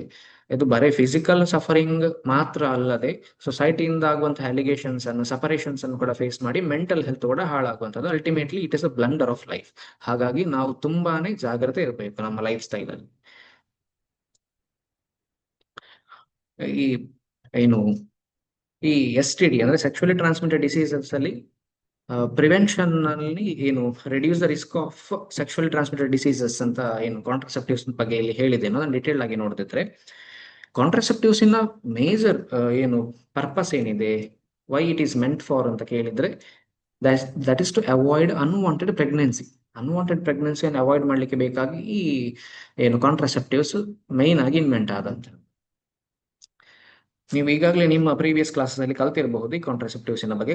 ಈ ಕಾಂಡಮ್ ಇರಬಹುದು ಅಥವಾ ಈ ಪಿಲ್ಸ್ ಇರಬಹುದು, ಇದು ಅನ್ವಾಂಟೆಡ್ ಪ್ರೆಗ್ನೆನ್ಸಿಯನ್ನು ರಿಡ್ಯೂಸ್ ಮಾಡ್ಲಿಕ್ಕೆ ಇರುವಂತಹ ಅಥವಾ ಅದನ್ನು ಏನು ಫರ್ಟಿಲಿಟಿ ಆದಂತದನ್ನು ಡಿಜನರೇಟ್ ಮಾಡ್ಲಿಕ್ಕೆ ಇರುವಂತಹ ಪಿಲ್ಸ್ ಅಥವಾ ಕಾಪರ್ ಟಿ ಇರುವಂತ ಇದೊಂದು device which is inserted to the ಏನು female reproductive part to avoid the further movement of sperm. So ಈ ರೀತಿಯಾದಂತಹ ಬೇರೆ ಬೇರೆ ಇನ್ನೂ ಕೂಡ ಕೆಲವು ಕಾಂಟ್ರಸೆಪ್ಟಿವ್ ಡಿವೈಸಸ್ಗಳಿದೆ. ಈ ಕಾಂಟ್ರಸೆಪ್ಟಿವ್ ಡಿವೈಸಸ್ಗಳಲ್ಲಿ ಇದು ಸೆಕ್ಷುವಲಿ ಟ್ರಾನ್ಸ್ಮಿಟೆಡ್ ಡಿಸೀಸ್ ಅನ್ನು ಹೇಗೆ ಪ್ರಿವೆಂಟ್ ಮಾಡಬಹುದು? ಈ ಕಾಪರ್ ಟಿ ಎಕ್ಸಾಂಪಲ್ ತಗೊಂಡ್ರೆ, ಈ copper T just to prevent the entry of sperm cells ಅಲ್ಲ. ಇದರ ಪ್ಲೇಸ್ಮೆಂಟ್ ಯಾವ ರೀತಿ ಹೇಳಿದ್ರೆ, ಫಾರ್ ಎಕ್ಸಾಂಪಲ್ ಒಂದು ಫಿಮೇಲ್ ರಿಪ್ರೊಡಕ್ಟಿವ್ ಟ್ರಾಕ್ಟ್ ಹೇಳಿದ್ರೆ, ಈ ಏನು ಕಾಪರ್ ಟಿ ಇರ್ತದೆ ಈ ರೀತಿ ಬ್ಲಾಕ್ ಮಾಡುವಂತಹದ್ದು. ಈ ರೀತಿ ಇಲ್ಲಿ ಫರ್ದರ್ ಸ್ಪರ್ಮ್ ಸೆಲ್ಸ್ ನ ಮೂವ್ಮೆಂಟ್ ಆಗೋದಿಲ್ಲ. ಸೊ ಈ ರೀತಿ ಬ್ಲಾಕೇಜ್ ಕ್ರಿಯೇಟ್ ಆಗ್ತದೆ. ಬಟ್ ಸ್ಟಿಲ್ ಇಂಥ ಕಂಡೀಷನ್ ಅಲ್ಲಿ ಕೂಡ ಈ ಸೆಕ್ಷುವಲಿ ಕಾಂಟ್ಯಾಕ್ಟ್ ಆದ್ಮೇಲೆ ಅಲ್ಲಿ ಬಾಡಿ ಫ್ಲೂಯಿಡ್ ಶೇರಿಂಗ್ ಅಂತ ಆಬ್ವಿಯಸ್ಲಿ ಆಗಿ ಆಗ್ತದೆ. ಇದು ಸ್ಪರ್ಮ್ ಅನ್ನು ಮಾತ್ರ ಪ್ರಿವೆಂಟ್ ಮಾಡಿದ್ರೆ, ಸೊ ಬಾಡಿ ಫ್ಲೂಯಿಡ್ ಇನ್ನ ಒಂದು ಮ್ಯೂಚುವಲ್ ಎಕ್ಸ್ಚೇಂಜ್ ಆಗಿರ್ತದೆ. So sexually transmitted disease obviously ಬರ್ಬೋದು. ಪಿಲ್ಸ್ ಅಂದ್ರೆ ಏನು? ಈ ಪಿಲ್ಸ್ ಯಾವ ಟೈಮಲ್ಲಿ ತಗೊಳ್ತಾರೆ ಹೇಳಿದ್ರೆ, ಬೈ ಮಿಸ್ಟೇಕ್ ಆಕ್ಸಿಡೆಂಟಲ್ ಯಾವ್ದಾದ್ರು ಸೆಕ್ಷುವಲಿ ಕಾಂಟ್ಯಾಕ್ಟ್ ಆಗಿ ಹೋಗಿದ್ದ ಟೈಮಲ್ಲಿ ಫರ್ಟಿಲಿಟಿ ಆದ್ರೆ ಆಮೇಲೆ ಝೈಗೋಟ್ ಆಗಿ ಮತ್ತೆ ಪ್ರೆಗ್ನೆನ್ಸಿಯ ಪ್ರೋಸೆಸ್ ಸ್ಟಾರ್ಟ್ ಆಗುವಂತಹದ್ದು. ಸೊ ಅನ್ವಾಂಟೆಡ್ ಪ್ರೆಗ್ನೆನ್ಸಿಯನ್ನು ತಡಿಬೇಕು ಅಂತ ಹೇಳಿದ್ರೆ ಇಂಥ ಪಿಲ್ಸ್ ಅಂತ ತಗೊಳ್ತಾರೆ. ಇದು ಏನ್ ಮಾಡ್ತದೆ ಹೇಳಿದ್ರೆ, ಈ ಪರ್ಟಿಕ್ಯುಲರ್ ಪಿಲ್ಸ್ ಏನಿದೆ ಇದು ಹಾರ್ಮೋನ್ಸ್ ಅನ್ನು ಇಂಬ್ಯಾಲೆನ್ಸ್ ಮಾಡಿ, ಅಥವಾ ಈ ಪರ್ಟಿಕ್ಯುಲರ್ ಏನ್ ಹೇಳ್ತಾರೆ ಬಾಡಿಯಲ್ಲಿ ಎಸ್ಪೆಷಲಿ ಫಿಮೇಲ್ ರಿಪ್ರೊಡಕ್ಟಿವ್ ಸಿಸ್ಟಮ್ ಅಲ್ಲಿ ಯಾವ್ದಾದ್ರು ಒಂದು ನಾನು ಹೇಳಿದೆ ಆಗ ಎಗ್ ಫರ್ಟಿಲೈಸ್ ಆಗುವಾಗ ಅಲ್ಲಿ ಫರ್ಟಿಲೈಸ್ ಆಗೋದ್ರಿಂದ ಮೊದಲೇ ಏನು ವಾಲ್ ಕ್ರಿಯೇಟ್ ಆಗಿರ್ತದೆ. ಇದೆಲ್ಲ ಈ ಹಾರ್ಮೋನಲ್ ಸಿಗ್ನಲ್ಸ್ ಮೂಲಕ ಆಗುವಂತಹದ್ದು. ಸೊ ಈ ಹಾರ್ಮೋನ್ಸ್ ಅನ್ನು ಏನು ಕಂಟ್ರೋಲ್ ಮಾಡಿಕೊಂಡ್ರೆ, ಈ ಪಿಲ್ಸ್ ನ ಮೂಲಕ ಹಾರ್ಮೋನ್ಸ್ ಏನು ಕಂಟ್ರೋಲ್ ಆದ್ರೆ ಈ ಪರ್ಟಿಕ್ಯುಲರ್ ಪ್ರಾಸೆಸಸ್ ಗಳಲ್ಲಿ ಇಂಟರಪ್ಷನ್ ಆಗಿ, ಫಾರ್ ಎಕ್ಸಾಂಪಲ್ ಇಲ್ಲಿ ಕೆಲವು ಪ್ರಾಸೆಸ್ ನಾವು ಹೇಳಿದೇವಲ್ಲ, ಇಲ್ಲಿ ಫರ್ಟಿಲೈಸ್ ಆಗ್ತದೆ, ಝೈಗೋಟ್ ಫಾರ್ಮ್ ಆಗ್ತದೆ, ಆಮೇಲೆ 5-6 ಡೇಸ್ ತನಕ ಇದು ಏನು ಎಂಬ್ರಿಯೋ ಬಂದು ಇಲ್ಲಿ ಇಂಪ್ಲಾಂಟ್ ಆಗ್ತದೆ, ಇದನ್ನೆಲ್ಲ ಹೇಳಿದ್ದೇವೆ. ಇದರಲ್ಲಿ ಯಾವ್ದಾದ್ರು ಒಂದು ಪ್ರಾಸೆಸ್ ಅನ್ನೋದು ತಡೆದು ನಿಲ್ಲಿಸ್ತದೆ hormone imbalance. Hormone imbalance caused due to the intake of these pills. ಈ ಹಾರ್ಮೋನ್ ಇಂಬ್ಯಾಲೆನ್ಸ್ ಮಾಡುವಷ್ಟು ಏಬಲ್ ಇರುವಂತಹ ಈ ಪಿಲ್ಸ್ ತಗೊಂಡ್ರೆ ಇದು ಬರೀ ಹಾರ್ಮೋನ್ ಇಂಬ್ಯಾಲೆನ್ಸ್ ಮಾಡೋದಷ್ಟೇ ಅಲ್ಲದೆ ಇದು ಬೇರೆ ಬೇರೆ ತುಂಬಾನೇ ಬಾಡಿಯಲ್ಲಿ ಸೈಡ್ ಎಫೆಕ್ಟ್ಸ್ ತಂದು ಹಾಕ್ತದೆ. ಸೊ ಹಾಗಾಗಿ ಕಂಟಿನ್ಯೂಸ್ಲಿ ಇಂಥದ್ರ ಪಿಲ್ಸ್ ತಗೊಳ್ಳುವಂತಹದ್ದು ತುಂಬಾ ಹೆಲ್ತ್ಗೆ ಹಾಳಾಗುವಂತಹದ್ದು. ಆಮೇಲೆ ಇಂಪ್ರಾಪರ್ ಮೆನ್ಸ್ಟ್ರುಯೇಷನ್ಸ್ ಇರ್ಬೋದು, PCOD PCOS ನಂತ ಪ್ರಾಬ್ಲಮ್ ಸ್ಟಾರ್ಟ್ ಆಗುವಂತಹದ್ದು ಹೆಚ್ಚಾಗಿ ಇಂಥ ಪಿಲ್ಸ್ ತಗೊಂಡ್ರೆ ಆಗುವಂತಹದ್ದು. ಆಮೇಲೆ ಈ ಕಾಂಡಮ್, ಇದರ ಅಪ್ಲಿಕೇಶನ್ ಬಗ್ಗೆ ಗೊತ್ತಿರಬಹುದು. ಇದೊಂದು ಮೇಲ್ ಜೆನೈಟಲ್ ಪಾರ್ಟಿಗೆ ಕವರ್ ಮಾಡುವಂತಹ ಒಂದು ಪಾಲಿಥೀನ್, ಒಂದು ಸ್ಪೆಷಲೈಸ್ಡ್ ಪಾಲಿಥೀನ್ ಒಂದು ಏನು ಡಿವೈಸ್ ಆಗಿರ್ತದೆ. ಇದರಲ್ಲಿ ಏನಾಗ್ತದೆ ಹೇಳಿದ್ರೆ, ಇಟ್ ಸ್ಟಾಪ್ಸ್ ದ ಏನು direct skin contact of the male genital and female vagina ಏನು ಕಾಂಟ್ಯಾಕ್ಟ್ ಅಲ್ಲಿ ಇದೊಂದು ಇಂಟರ್ಫಿಯರೆನ್ಸ್ ತರ ಆಗಿರ್ತದೆ. ಇಲ್ಲಿ ಸ್ಪರ್ಮಿನ ಫರ್ದರ್ ಮೂವ್ಮೆಂಟ್ ಅನ್ನು ಸ್ಟಾಪ್ ಮಾಡುವಂತಹದ್ದು. ಈ ಕಂಡೀಷನ್ ಅಲ್ಲಿ ಒಂದು ಮೋಸ್ಟ್ ಆಫ್ ದ ಟೈಮ್ ಯಾವುದೇ ರೀತಿಯ ಬಾಡಿ ಫ್ಲೂಯಿಡ್ ಶೇರಿಂಗ್ ಆಗೋದಿಲ್ಲ, ಬಿಕಾಸ್ ಒಂದು polythene layer as a barrier ಆಗಿ ಆಕ್ಟ್ ಆಗ್ತದೆ. ಬಟ್ ಇದು 100% ವರ್ಕ್ ಆಗ್ತದೆ ಅಂತ ಹೇಳಿಕ್ ಆಗುದಿಲ್ಲ. ಸಮ್ ಟೈಮ್ಸ್ ಇದು ಫೇಲ್ಯೂರ್ ಆಗ್ಬಹುದು, ಇದರಲ್ಲಿ ಯಾವ್ದಾದ್ರು ಟೇರಿಂಗ್ ಆಗ್ಬಹುದು, ಅಥವಾ ಇದು ಏನು ಪ್ರಾಪರ್ ಆಗಿ ವರ್ಕ್ ಮಾಡದಿರಬಹುದು. ಇಂಥ ಟೈಮಲ್ಲಿ ಬಾಡಿ ಫ್ಲೂಯಿಡ್ ಸಪೋಸ್ ಶೇರ್ ಆದ್ರೆ ಅನ್ವಾಂಟೆಡ್ ಪ್ರೆಗ್ನೆನ್ಸಿ ಕೂಡ ಆಗ್ಲಿಕ್ಕೆ ಸಾಧ್ಯತೆ ಉಂಟು, ಸೆಕ್ಷುವಲಿ ಟ್ರಾನ್ಸ್ಮಿಟೆಡ್ ಡಿಸೀಸ್ ಕೂಡ ಏನು ಸ್ಪ್ರೆಡ್ ಆಗುವ ಚಾನ್ಸಸ್ ಉಂಟು. ಹಾಗಾಗಿ ಇದು 100% ಅಶ್ಯೂರಿಂಗ್ ಏನು ಕಾಂಟ್ರಸೆಪ್ಟಿವ್ಸ್ ಯಾವುದು ಕೂಡ ಇಲ್ಲಿ ತನಕ ಇಲ್ಲ. ಸೊ ಹಾಗಿದ್ರೆ to avoid sexually transmitted disease, ಯಾವ ರೀತಿ ಸೆಕ್ಷುವಲಿ ಟ್ರಾನ್ಸ್ಮಿಟೆಡ್ ಡಿಸೀಸ್ ಅನ್ನು ಅವಾಯ್ಡ್ ಮಾಡಬಹುದು ಹೇಳಿದ್ರೆ, ನಾನು ಈಗಾಗಲೇ ಹೇಳಿದ ಹಾಗೆ mutually partners should aware about the health of mutual ಅವರ ನಡುವಲ್ಲಿ ಪಾರ್ಟ್ನರ್ಸಿನ ನಡುವಲ್ಲಿ ರಿಪ್ರೊಡಕ್ಟಿವ್ ಹೆಲ್ತ್ ಇರ್ಬೋದು ಅಥವಾ ಯಾವುದೋ ಇನ್ಫೆಕ್ಷನ್ಗಳು ಇಂಥ ಬಗ್ಗೆ ಅವೇರ್ನೆಸ್ ಇರಬೇಕು, ಅವರಿಗೆ ಉಂಟಾ ಇಲ್ವಾ ಅಂತ ಹೇಳುವಂತಹ ಅಶ್ಯೂರಿಟಿ ಕೂಡ ಇರಬೇಕು. ಆಮೇಲೆ ದೇ ಶುಡ್ ನೋ ವಾಟ್ ಈ ಸೋಷಿಯಲಿ ಅಥವಾ ಸೋಷಿಯಲ್ ಇಂಪಾರ್ಟೆನ್ಸ್ಗಳ ಬಗ್ಗೆ ಇದನ್ನೆಲ್ಲ ಗೊತ್ತಿದ್ರೆ ಈ ರೀತಿಯಾದಂತಹ ಸೆಕ್ಷುಲಿ ಟ್ರಾನ್ಸ್ಮಿಟೆಡ್ ಡಿಸೀಸಸ್ಗಳನ್ನ ಪ್ರಿವೆಂಟ್ ಮಾಡಬಹುದು.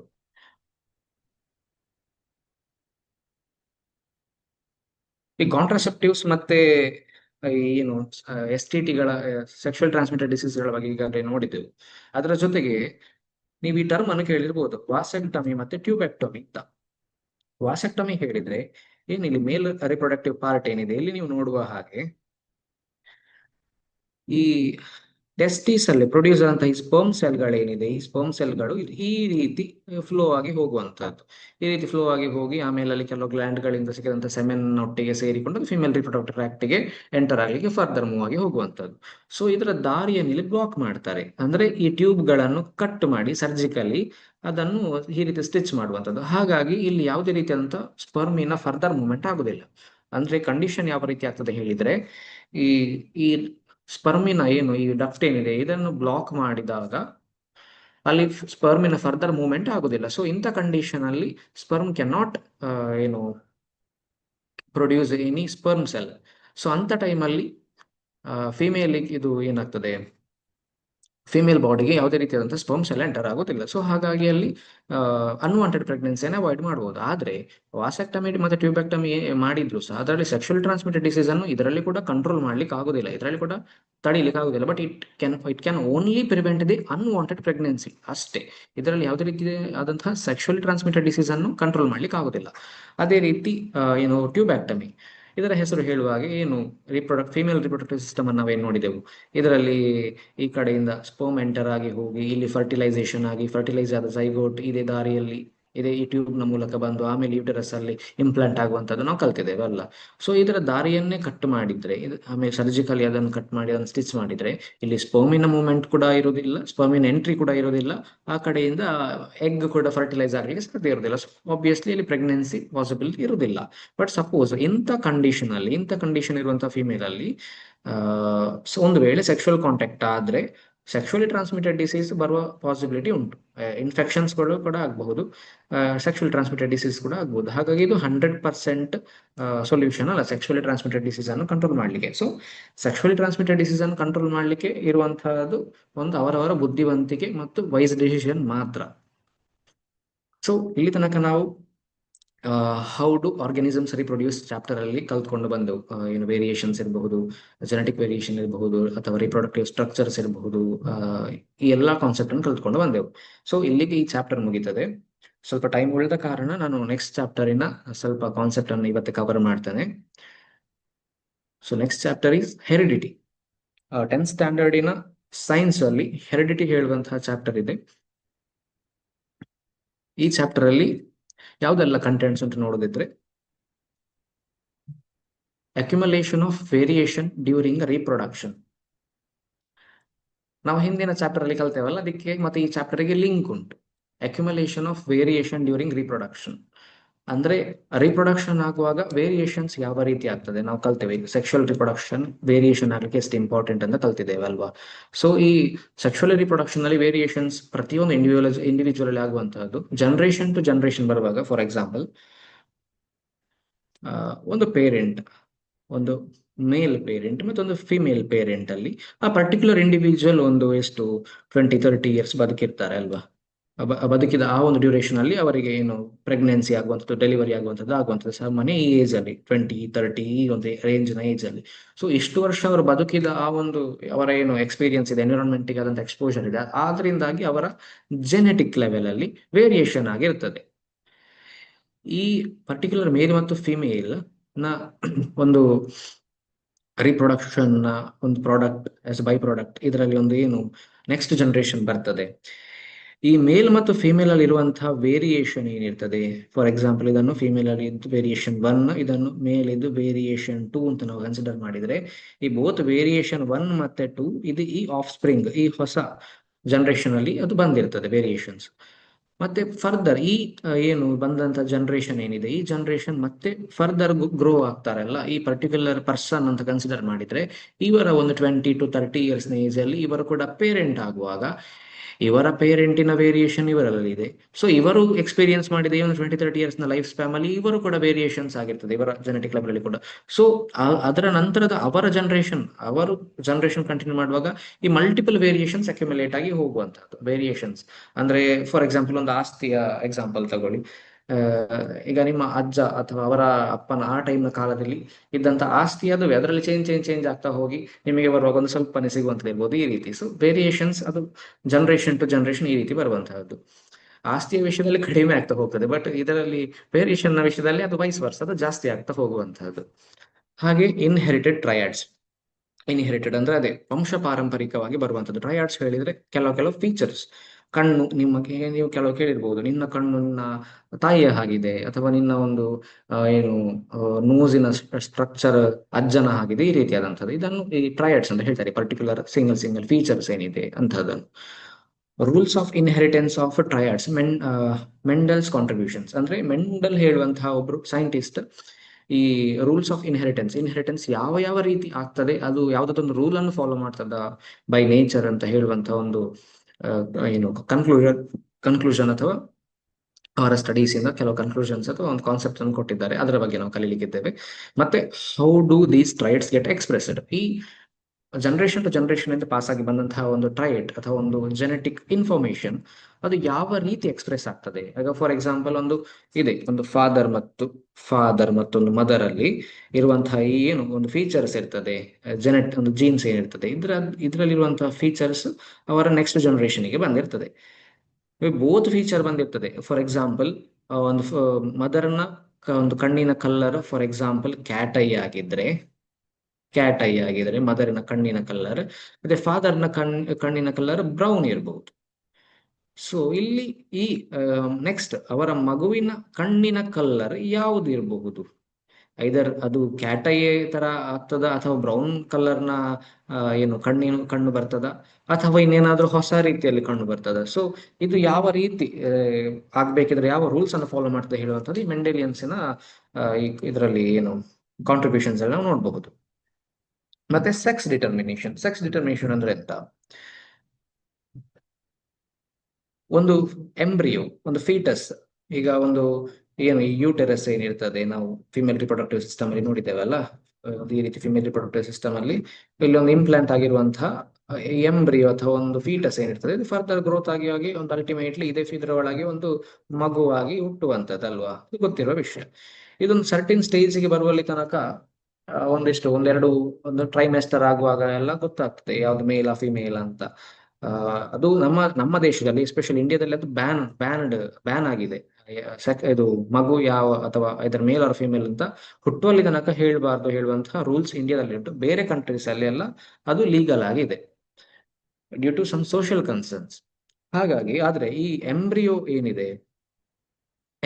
ಮೇಲ್ ಫಿಮೇಲ್ ಅಂತ ಅಷ್ಟು ಬೇಗ ಗೊತ್ತಾಗೋದಿಲ್ಲ. ಸೊ ಆ ಸ್ಟೇಟ್ ಅಲ್ಲಿ ಐದರ್ ಅದು ಮೇಲ್ ಆಗಿ ನೆಕ್ಸ್ಟ್ ಫರ್ದರ್ ಗ್ರೋ ಆಗ್ಬೋದು, ಅಥವಾ ಫಿಮೇಲ್ ಆಗಿ ಗ್ರೋ ಆಗ್ಬೋದು ಅಂತ ಕೆಲವು ಜೆನೆಟಿಕ್ ಇದರ ಏನು ಪ್ರಾಪರ್ಟೀಸ್ ಮೂಲಕ ಡಿಟರ್ಮೈನ್ ಮಾಡುವಂತದನ್ನು ಸೆಕ್ಸ್ ಡಿಟರ್ಮಿನೇಷನ್ ಅಂತ ಹೇಳ್ತಾರೆ. ಸೊ ಈಗ ಹೆರಿಡಿಟಿ ಅಂದ್ರೆ ಏನು ಅಂತ ತಿಳ್ಕೊಳ್ವಾ.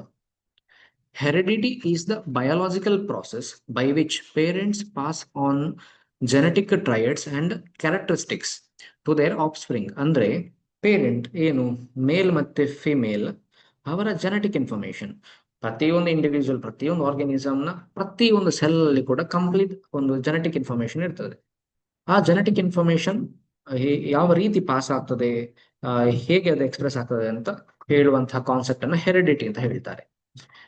These traits such as eye colour, ನಾನು ಆಗಾಗಲೇ ಎಕ್ಸಾಂಪಲ್ ಕೊಟ್ಟೆ. ಈ ಟ್ರೈಡ್ಸ್ ಅಂದ್ರೆ ಏನು ಅಂತ ನಿಮ್ಗೆ ಈಗ ಈ ಸ್ಟೇಟ್ಮೆಂಟ್ ಗೊತ್ತಾಗ್ಬೋದು ಕರೆಕ್ಟ್ ಆಗಿ. ಟ್ರೈಡ್ಸ್ ಅಂದ್ರೆ ಏನಂತ ಹೇಳಿದ್ರೆ ಈ ಐ ಕಲರ್ ಇರಬಹುದು, ಹೈಟ್, ಬ್ಲಡ್ ಟೈಪ್ ಇರಬಹುದು. ಬ್ಲಡ್ ಟೈಪ್ ಹೇಳಿದ್ರೆ ಬ್ಲಡ್ ಟೈಪಿಂಗ್ ಅಂದ್ರೆ O negative, O positive, A B positive ಇಂತ ಈ ಒಂದು ಬ್ಲಡ್ ಗ್ರೂಪ್ ಅಂತ ಹೇಳ್ತಾರೆ, ಅದನ್ನು ಬ್ಲಡ್ ಟೈಪ್ ಅಂತ ಹೇಳ್ತಾರೆ. Are encoded in the genes of an organism and are passed from one generation to the next generation.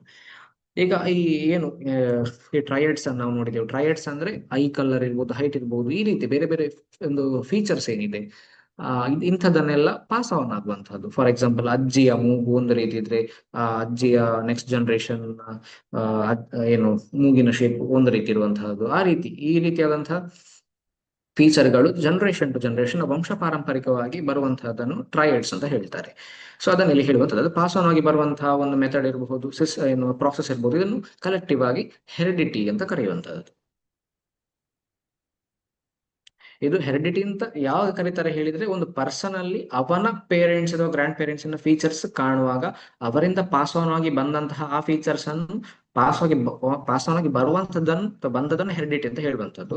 Particular ಒಂದು ವ್ಯಕ್ತಿಯಲ್ಲಿ ಅವನದೇ ಖುದ್ದು ಫೀಚರ್ಸ್ ಇರುವುದನ್ನು ಹೆರಿಡಿಟಿ ಅಂತ ಹೇಳುವುದಿಲ್ಲ. It is referred to his parents or her parents or the grandparents. ಈ ರೀತಿ accumulation of variation during reproduction, ಈ ಬಗ್ಗೆ ನಾವು ಆಗಾಗ ತುಂಬಾ ಡಿಸ್ಕಸ್ ಮಾಡಿದ್ದೇವೆ. ಅಕ್ಯುಮುಲೇಷನ್ ಆಫ್ ವೇರಿಯೇಷನ್ ಅಂದ್ರೆ ಅಂತ ನಾನು ಹಿಂದಿನ ಒಂದು ಸ್ಲೈಡ್ ಅಲ್ಲಿ ನಿಮಗೆ ಹೇಳಿದೆ. ಅಕ್ಯುಮುಲೇಷನ್ ಯಾವ ರೀತಿ ಆಗ್ತದೆ ಅಂತ ಅಂದ್ರೆ, ಒಂದು ಮೇಲ್ ಮತ್ತು ಫಿಮೇಲ್ ಪೇರೆಂಟ್ ಇದ್ರೆ, ಫಾರ್ ಎಕ್ಸಾಂಪಲ್ ಮೇಲ್ ಮತ್ತು ಫಿಮೇಲ್ ಪೇರೆಂಟ್ ಇದ್ರೆ, ಇವರ ಲೈಫ್ ಎಕ್ಸ್ಪೀರಿಯನ್ಸ್, ಇವರ ಒಂದು ಫಿಮೇಲ್ ಲೈಫಿನ ಒಂದು ಎಕ್ಸ್ಪೀರಿಯನ್ಸ್ ಅಂದ್ರೆ, ಒಂದು ವ್ಯಕ್ತಿ ಬದುಕಿರುವಾಗ ಎನ್ವಿರಾನ್ಮೆಂಟ್ ಅಲ್ಲೇ ಬದುಕುದು, ಅಲ್ಲಿ ಅವರಿಗೆ ಎನ್ವಿರಾನ್ಮೆಂಟ್ ಚೇಂಜ್ ಫೀಲ್ ಆಗಿರಬಹುದು, ಏನು ಅವರಿಗೆ ಬೇರೆ ಬೇರೆ ನ್ಯಾಚುರಲ್ ಕೆಲಾಮಿಟೀಸ್ ಅನ್ನು ಅವರು ಎಕ್ಸ್ಪೀರಿಯನ್ಸ್ ಮಾಡಿರಬಹುದು. ಅಲ್ಟಿಮೇಟ್ಲಿ ಎನ್ವಿರಾನ್ಮೆಂಟಲ್ ಚೇಂಜಸ್ ಅವರನ್ನು ಎಕ್ಸ್ಪೀರಿಯನ್ಸ್ ಮಾಡಿರ್ತಾರೆ. ಫಿಮೇಲ್ ಕೂಡ ಎಕ್ಸ್ಪೀರಿಯನ್ಸ್ ಮಾಡಿರ್ತಾರೆ ಎನ್ವಿರಾನ್ಮೆಂಟಲ್ ಚೇಂಜಸ್ ಅನ್ನು. ಈ ಚೇಂಜಸ್ ಗಳಿಂದಾಗಿ ಅವರ ಜೀನ್ಸ್ ಗಳ ಮೇಲೆ, ಜೆನೆಟಿಕ್ ಇನ್ಫಾರ್ಮೇಶನ್ ಮೇಲೆ ಒಂದು ಇಂಪ್ಯಾಕ್ಟ್ ಬೀಳ್ತದೆ. ಸೊ ಇದರಿಂದಾಗಿ ಏನೆಲ್ಲ ಅವರ ಜೀನ್ ಅಲ್ಲಿ ವೇರಿಯೇಷನ್ ಆಗಿದೆ, ಮೇಲಿನ ಜೀನ್ಸ್ ಅಲ್ಲಿ ಒಂದು ರೀತಿಯಾದಂತಹ ವೇರಿಯೇಷನ್ ಆಗಿರಬಹುದು, ಫಾರ್ ಎಕ್ಸಾಂಪಲ್ ಫಿಮೇಲ್ ನ ಜೀನ್ ಅಲ್ಲಿ ಒಂದು ರೀತಿಯ ವೇರಿಯೇಷನ್ ಆಗಿರಬಹುದು. ಈ ಎರಡು ಟೈಪ್ ನ ವೇರಿಯೇಷನ್ ಕೂಡ ಈ ಆಫ್ ಸ್ಪ್ರಿಂಗ್ ಅಲ್ಲಿ ಬರ್ತದಲ್ಲ, ಸೊ ಅಲ್ಲಿ ಅದು ಯಾವ ರೀತಿ ಎಕ್ಸ್ಪ್ರೆಸ್ ಆಗ್ತದೆ ಅಂತ ಹೇಳುವಂತಹದ್ದು ಇಲ್ಲಿ ಹೇಳುದು ಅಕ್ಯುಮುಲೇಷನ್. ಅಕ್ಯುಮುಲೇಷನ್ ಅಂದ್ರೆ ಅಕ್ಯುಮುಲೇಟ್ ಆಗುವಂತಹದ್ದು, ಸಂಗ್ರಹಿತ ಆಗುವಂತಹದ್ದು. ಅಂದ್ರೆ ಒಂದು ಪರ್ಟಿಕ್ಯುಲರ್ ಈ ಒಂದು ಆಫ್ ಸ್ಪ್ರಿಂಗ್, ಒಂದು ಕಿಡ್ ಅಥವಾ ಒಂದು ಬೇಬಿ ಅಂತ ಕನ್ಸಿಡರ್ ಮಾಡಿದ್ರೆ, ಇದರಲ್ಲಿ ತಂದೆಯ ಬುದ್ಧಿ ಕೂಡ ಇರ್ತದೆ, ತಾಯಿಯ ಬುದ್ಧಿ ಕೂಡ ಇರ್ತದೆ ಅಲ್ವಾ. ಬಟ್ ಎಕ್ಸ್ಪ್ರೆಸ್ ಯಾವ್ದಾದ್ರು ಒಂದೇ ಬುದ್ಧಿ ಮಾಡ್ಬೇಕಷ್ಟೇ, ಅಥವಾ ಮಿಕ್ಸ್ಡ್ ಕೂಡ ಮಾಡಬಹುದು, ಪಾಸಿಬಿಲಿಟಿ ಉಂಟು. ಸೊ ಹಾಗಾಗಿ ಇದು ಯಾವ ರೀತಿ ಅಕ್ಯುಮುಲೇಟ್ ಆದ ಎಕ್ಸ್ಪ್ರೆಸ್ ಆಗ್ತದೆ ಅಂತ ಸಹ ನಾವು ಮುಂದೆ ತಿಳ್ಕೊಳ್ಳುವ. ಬಟ್ ಅಕ್ಯುಮುಲೇಷನ್ ಆಗ್ತದೆ ಅಂತ ಹೇಳುವ ಇದನ್ನು ನಾವು ಈ ಒಂದು ಡಯಾಗ್ರಾಮ್ ಅಲ್ಲಿ ನೋಡ್ಬೋದು. ಈ ಡಯಾಗ್ರಾಮ್ asexual reproduction ಎಕ್ಸಾಂಪಲ್ ನ ಬೇಸ್ಡ್ ಆಗಿದೆ. asexual reproduction ನ ಬೇಸ್ಡ್. ನಿಮಗೆ ಸೈಮಲ್ಟೇನಿಯಸ್ಲಿ ನಾನು ಇಲ್ಲಿ ಡಯಾಗ್ರಾಮ್ ಹಾಕಿದ್ದೇನೆ. ಅದನ್ನು ಸೆಲ್ ಆರ್ ಬ್ಯಾಕ್ಟೀರಿಯಾ ಅಂತ ಕನ್ಸಿಡರ್ ಮಾಡಿದ್ರೆ ಇದು ಹೇಗೆ ಡಿವೈಡ್ ಆಗ್ತದೆ. ಫಸ್ಟ್ ಇದರಲ್ಲಿ ಇದ್ದಂತಹ ನ್ಯೂಕ್ಲಿಯಸ್ ಅಲ್ಲಿ ಇರುವಂತಹ ಜೆನೆಟಿಕ್ ಮೆಟೀರಿಯಲ್ ಡಿವೈಡ್ ಆಗಿ ಇದು ಎರಡು ಸೈಡಿಗೆ ಹೋಗ್ಲಿಕ್ಕೆ ಸ್ಟಾರ್ಟ್ ಮಾಡ್ತದೆ. ಆಮೇಲೆ ಅಲ್ಲಿ ನ್ಯೂಕ್ಲಿಯಸ್ ಅಲ್ಲಿ sufficient amount of DNA share ಆದ್ಮೇಲೆ ಅದು ಸೆಲ್ ಆರ್ಗನಲ್ಸ್ ಅನ್ನು ಕೂಡ ಶೇರ್ ಮಾಡ್ಲಿಕ್ಕೆ ಸ್ಟಾರ್ಟ್ ಮಾಡ್ತದೆ. ಅಲ್ಟಿಮೇಟ್ಲಿ ಅದಕ್ಕೆ ಸೈಟೋಕೈನೆಸಿಸ್ ಆಗಿ ಎರಡು ಬೇರೆ ಬೇರೆ ಸೆಲ್ ಆಗ್ತದೆ ಅಂತ ನಾವು ತಿಳ್ಕೊಂಡಿದ್ದೇವೆ ಅಲ್ವಾ. ಅದೇ ರೀತಿ ಆ ಎಕ್ಸಾಂಪಲ್ ಅನ್ನು ನಾವು ಜೆನೆಟಿಕ್ಸ್ ಅಲ್ಲಿ ಅಪ್ಲೈ ಮಾಡಿ ನೋಡುವಾಗ, ಫಾರ್ ಎಕ್ಸಾಂಪಲ್ ಇದನ್ನೊಂದು ಬ್ಯಾಕ್ಟೀರಿಯಾ ಅಂತ ಕನ್ಸಿಡರ್ ಮಾಡಿ. ಇದ್ರ ಬ್ಯಾಕ್ಟೀರಿಯಾದ ಒಂದೊಂದು ಫೀಚರ್ 1, ಫೀಚರ್ 2, ಫೀಚರ್ 3, ಫೀಚರ್ 4 ಈ ರೀತಿ ಕನ್ಸಿಡರ್ ಮಾಡಬಹುದು. What do you mean by feature here? ಒಂದು ವೇಳೆ ಇದನ್ನು ಬ್ಯಾಕ್ಟೀರಿಯಾ ಅಂತ ಅಲ್ಲದೆ ಯಾವ್ದಾರೊಂದು ಹೈಯರ್ ಆರ್ಗಾನಿಸಮ್ ಅಂತ ನೀವು ಒಮ್ಮೆ ಕಂಪೇರ್ ಮಾಡಿದ್ರೆ, ಫಾರ್ ಎಕ್ಸಾಂಪಲ್ ಇದನ್ನೊಂದು ಮನುಷ್ಯ ಅಂತ ಕಂಪೇರ್ ಮಾಡಿದರೆ, ಈ ಒಂದು ಡಯಾಗ್ರಾಮೆಟಿಕ್ ಇದನ್ನು ಫಾರ್ ಎಕ್ಸಾಂಪಲ್ ಅದೊಂದು ಮನುಷ್ಯ ಅಂತ ಕನ್ಸಿಡರ್ ಮಾಡಿ. ಈ ಮನುಷ್ಯನ ಹೈಟ್ ಅನ್ನು ಈ ಒಂದು ಸ್ಟ್ರಕ್ಚರ್ ರೆಪ್ರೆಸೆಂಟ್ ಮಾಡ್ತದೆ. ಈ ಮನುಷ್ಯನ ಐ ಕಲರ್ಸ್ ಅನ್ನು ಈ ಒಂದು ಸ್ಟ್ರಕ್ಚರ್ ರೆಪ್ರೆಸೆಂಟ್ ಮಾಡ್ತದೆ. ಈ ಮನುಷ್ಯನ ಏನು ಹೇಳ್ತಾರೆ, ಒಂದು ಕಲರ್ ಆಫ್ ಹೇರ್ ಇರ್ಬಹುದು, ಅಥವಾ ಏನ್ ಹೇಳ್ತಾರೆ ಅದಕ್ಕೆ, ಕರ್ಲಿ ಹೇರ್ ಅಥವಾ ನೈಸ್ ಹೇರ್, ಥಿಕ್ ಹೇರ್, ಇದನ್ನು ಈ ಒಂದು ಸ್ಟ್ರಕ್ಚರ್ ರೆಪ್ರೆಸೆಂಟ್ ಮಾಡ್ತದೆ ಅಂತ ಅನ್ಕೊಳ್ಳುವ. ರೆಪ್ರೆಸೆಂಟೇಷನ್ ಇರುವಂತದ್ದು ಇಲ್ಲಿ. ಈಗ ಹ್ಯೂಮನ್ ಅನ್ನು ಈ ರೀತಿ ನಾವು ಡ್ರಾ ಮಾಡ್ತೇವಲ್ಲ, ಅದೇ ರೀತಿ ಇಲ್ಲಿ ಫೀಚರ್ಸ್ ಇನ್ ರೆಪ್ರೆಸೆಂಟೇಷನ್ ಈ ಸ್ಟ್ರಕ್ಚರ್ ಅಲ್ಲಿ ತೋರಿಸುವಂತದ್ದು. ಇದನ್ನು ಫಾರ್ ಎಕ್ಸಾಂಪಲ್ ಒಂದು ಬ್ಯಾಕ್ಟೀರಿಯಾ ಅಂತ ನಾವು ಕನ್ಸಿಡರ್ ಮಾಡಿದ್ರೆ, as a bacteria are a single celled organism ಅಂತ, ಇದು ಡಿವೈಡ್ ಆಗ್ತದೆ ಅಲ್ವಾ. ಈ ರೀತಿ ಡಿವೈಡ್ ಆಗ್ತದೆ. ಈ ಒಂದು ಬ್ಯಾಕ್ಟೀರಿಯಾದಿಂದ ಈ ರೀತಿ ಡಿವೈಡ್ ಆಯಿತು. ಸೊ ಇದು ಡಿವೈಡ್ ಆದ್ಮೇಲೆ ಏಸೆಕ್ಷುವಲ್ ರಿಪ್ರೊಡಕ್ಷನ್ ಅಲ್ಲಿ ಕೂಡ ವೇರಿಯೇಷನ್ಸ್ ಆಗ್ತದೆ, ಬಟ್ ಅದು ತುಂಬಾನೇ ಸಣ್ಣ ಅಮೌಂಟ್ ಅಲ್ಲಿ, ತುಂಬಾನೇ ಏನು ಕಡಿಮೆ ವೇರಿಯೇಷನ್ ಆಗುವಂತ ನಾವು ಹಿಂದೆ ತಿಳ್ಕೊಂಡೇವೆ, ಹಿಂದಿನ ಎಕ್ಸ್ಪ್ಲನೇಷನ್ಸ್ ಅಲ್ಲಿ ತಿಳ್ಕೊಂಡಿದ್ದೇವೆ, ನಿನ್ನೆಯ ಸೆಷನ್ ಅಲ್ಲಿ.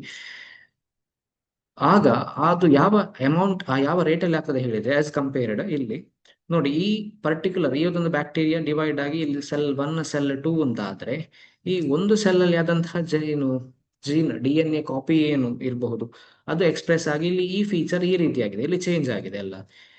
ಈ ಒಂದು ಫೀಚರ್ ಕೂಡ ಇಲ್ಲಿ ಚೇಂಜ್ ಕಾಣ್ತದೆ, ಪೇರೆಂಟ್ ಅಲ್ಲಿ ಇದ್ದಾಗಿಲ್ಲ. ಅಂದ್ರೆ ಇಲ್ಲಿ ಜೆನೆಟಿಕಲಿ ವೇರಿಯೇಷನ್ ಆಗಿದೆ ಅಂತ ನಾವು ಕಾಣ್ಬೇಕು ಅಲ್ವಾ.